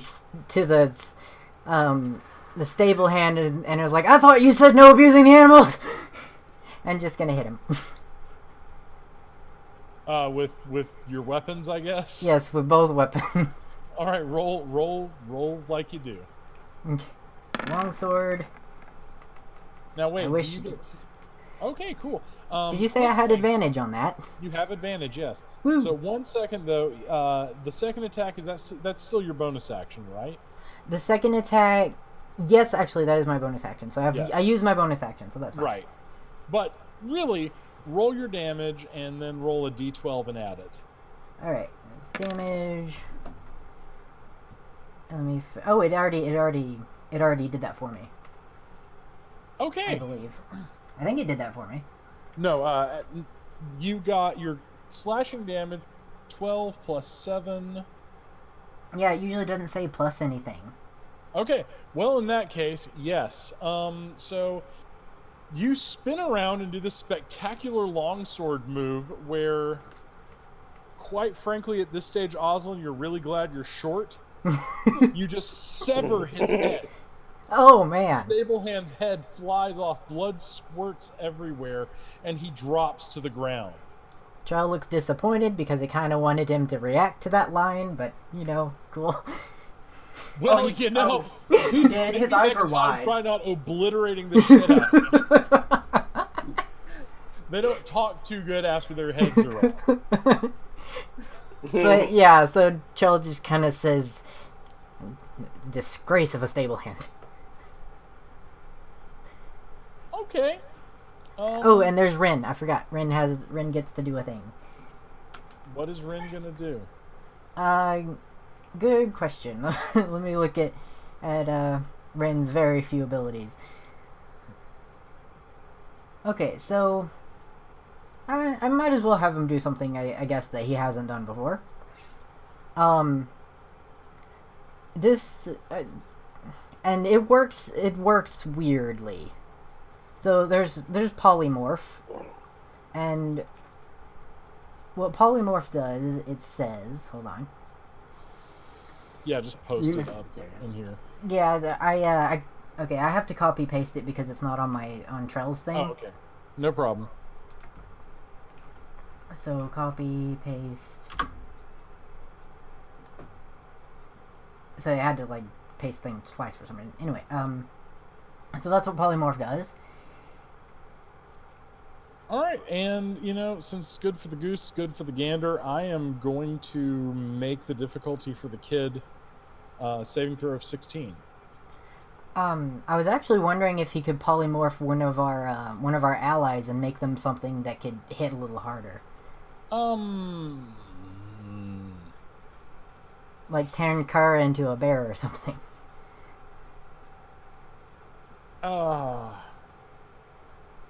You know Well- what? If Kara knew about it, I would say yes. Okay. Yeah, I know. I figured we probably have to like. Yeah, that's kind of a weird one. That is a weird one.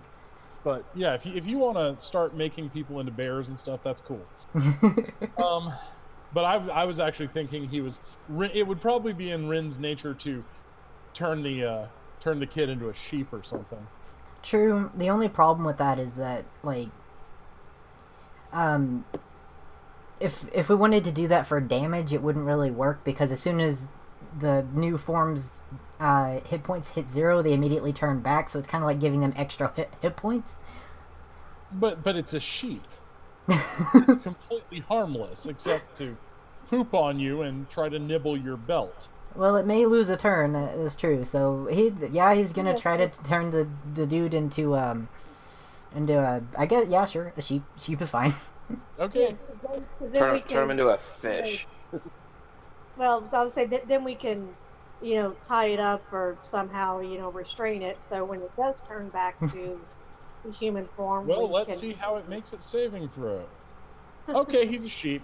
The guards come in. They put a ropes around it. They tie it up, and they're like, "How long is it going to be this way?" Ren is like, about an hour. Huh. Actually, the guard looks nonplussed that the little tiny dragon creature spoke to him.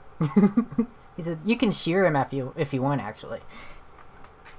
Think I'm fine. Smitty, get this place opened up again. I need a drink.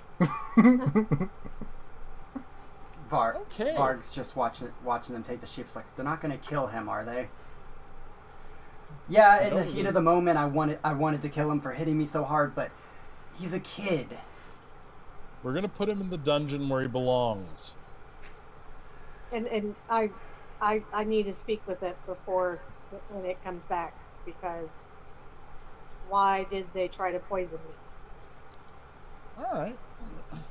So while all this is going down, Oslin is going to heal. Yes. And Trell is like, if we're all done having bar fights, I was just on my way to see the Dragonborn. Are we good now? Actually, you spoke with him and I told did. him.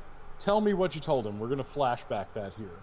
Okay, so he goes up to him, and he says, "So I was just speaking to the horses." This is not the strangest thing I've heard. Go on. He says, "It turns out that one of them is actually not originally a horse. Do you happen to know what he described as an angry wizard gnome?" Yes, that would be Funkin. Okay.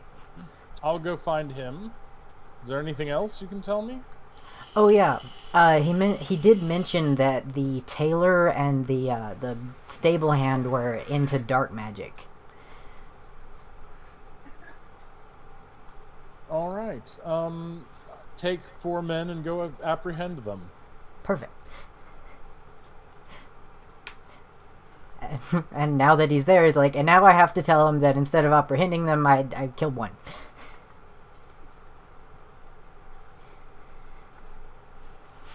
Is there anything on this body? Yeah, you search the body. Yeah, you find a small pouch of mushrooms. Probably that poison one. And 2 silver pieces. Okay. I'll give as care of the mushrooms. as I'm looking at the body, do I recognize any? Are there any markings or tattoos or anything to see if they yes. part of Hang the on a head? second.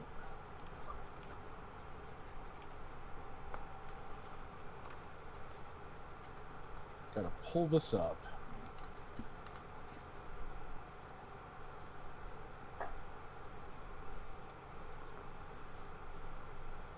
I was wanting to meet that angry gnome, by the way. Well, you're going to.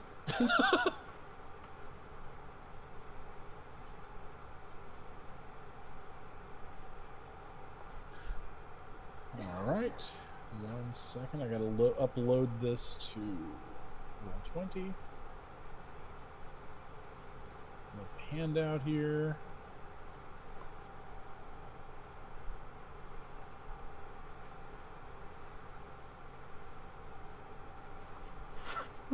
By the way, that description when Trell walked in, you just saying what everyone was doing was hilarious. Thank you. Especially Oslin flopping around on the floor. Like a maniac. That is very important. And flipping people the finger. That was Okay. This is what the tattoo looks like on his back. I wonder if it has anything to do with those red monks. I'm sure it does. So of course Trell is going to tell Kara that a horse told him that that they were into black magic. Him and Taylor. Did anyone know if that monk was a tailor? Well, sorry, he said that sheep. Did anyone know that sheep was a tailor? Funkin comes in and goes, well, I hear you've turned the tailor into a sheep and killed the stable hand. And he sees that tattoo and makes a sign against the evil eye. Ah. That's not good. That's not good at all. Tell us more, Pumpkin. Oh, sorry. Yes. It's a symbol of the sleeping god. The one that the other gods got together shortly after the creation of the world, and put to sleep so he wouldn't destroy everything.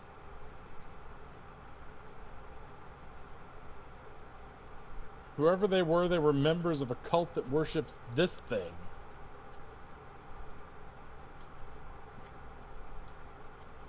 Does that cult happen to do anything with the Crimson Monk dudes? I don't know. I mean, the Scarlet Brotherhood has always been pretty standoffish and kept to themselves.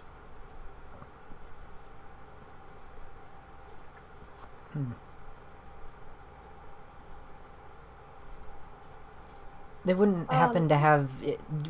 Do you know anything about them having black magic and maybe possibly dark druidic?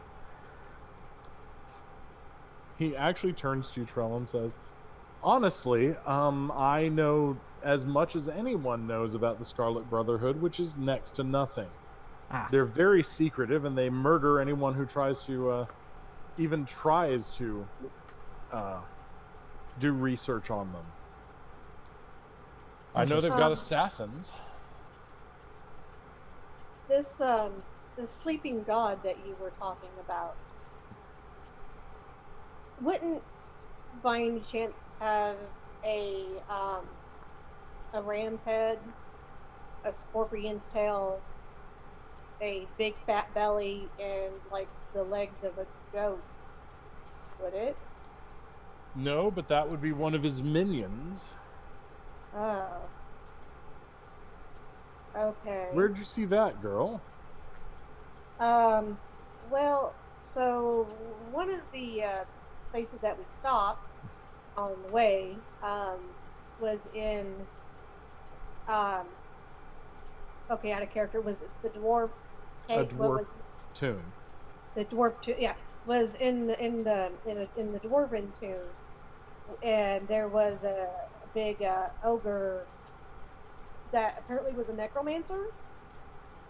And I ended up seeing the vision of this thing. Was there a cauldron there, child?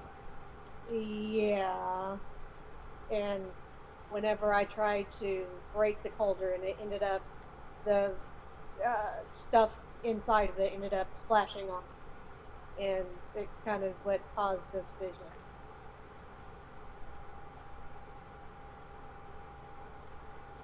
Alright. At that point,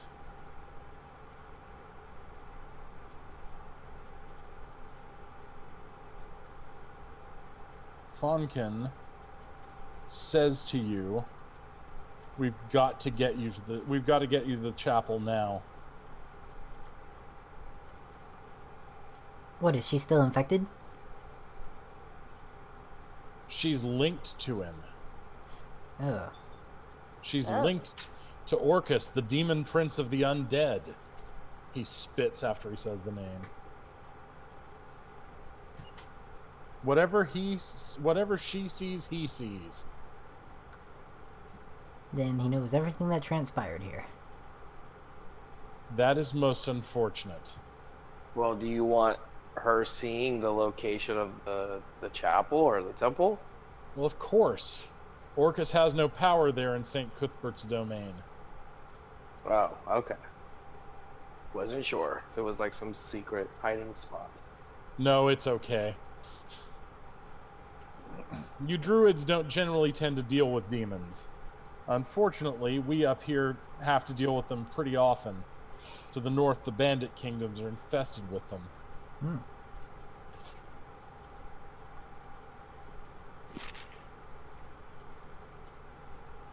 Well, I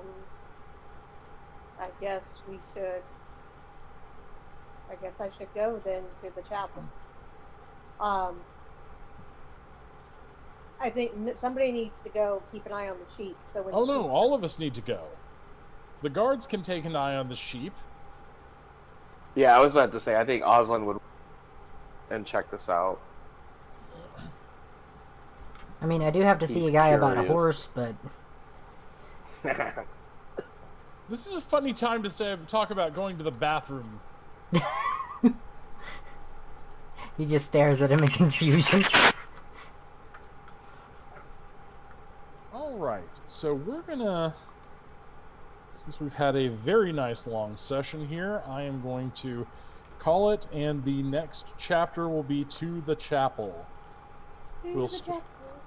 Yes, we will start in the chapel, and probably roleplay through the exorcism that's going to happen.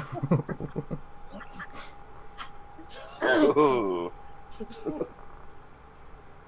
It's not Agroth, I promise. No. It's Agroth's Dicky Boss Orcus. Yeah. God, I hate filling out shit for that guy. Speaking of which, I had a group of people playing like Dungeon Crawl Classics, and one of them was like, they were like, okay, I'm gonna summon this demon, and they fumbled it terribly.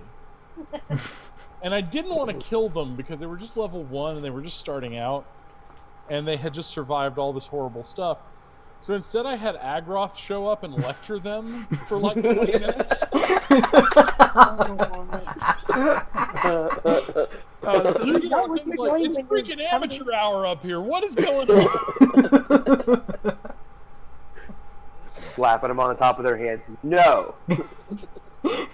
Incidentally, guys, you guys have been playing through an old module, a combination of an old module called Keep on the Borderlands, and a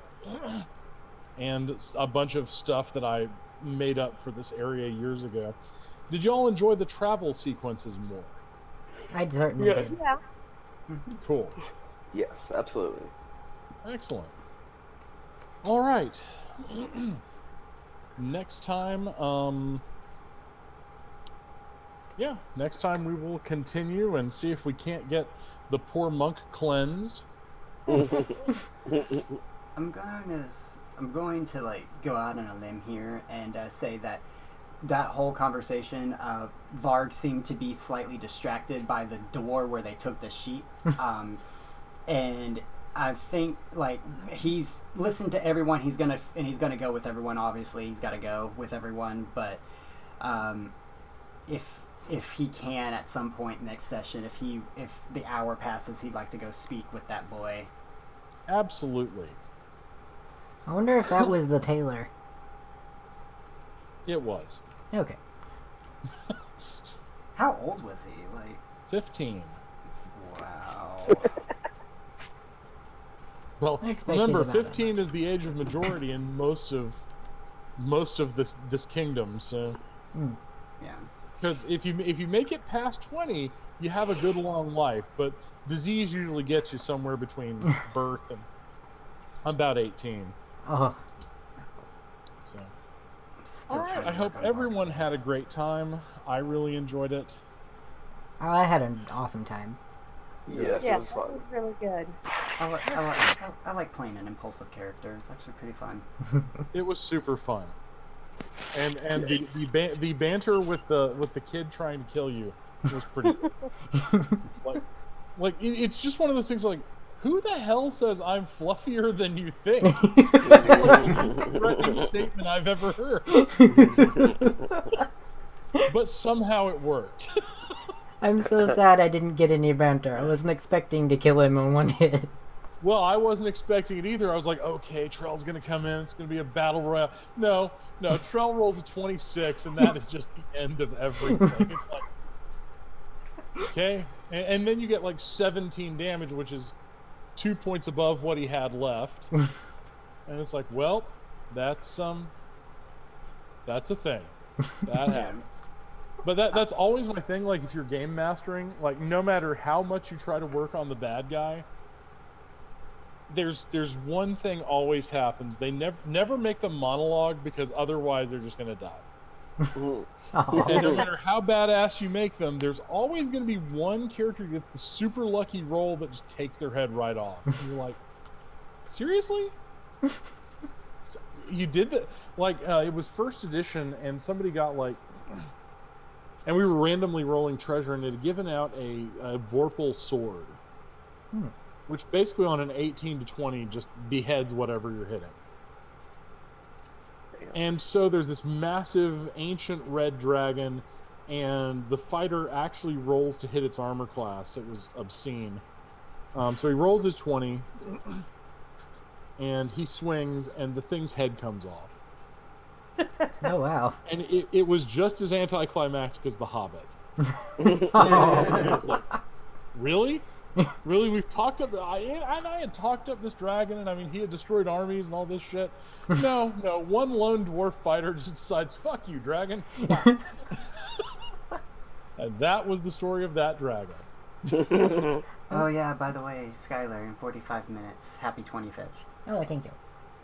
Oh, yes. Yay! Happy birthday, Skylar. Thank you. Happy birthday. Happy birthday day.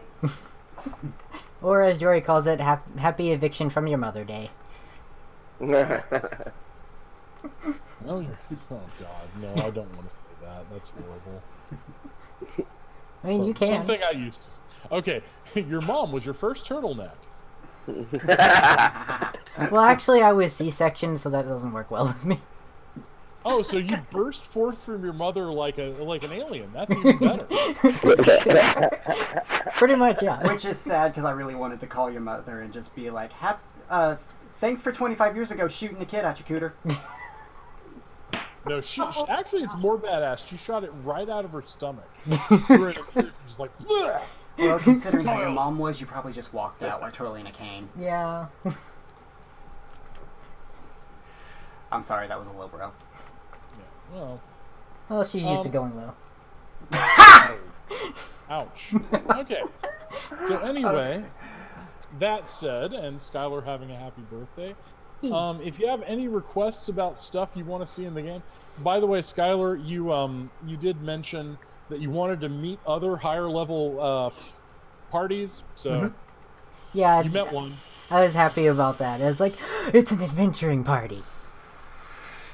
And also, it got to teach you guys a valuable lesson that if you're going to go into a dungeon and loot the place, you probably need something to carry that crap with. Yeah.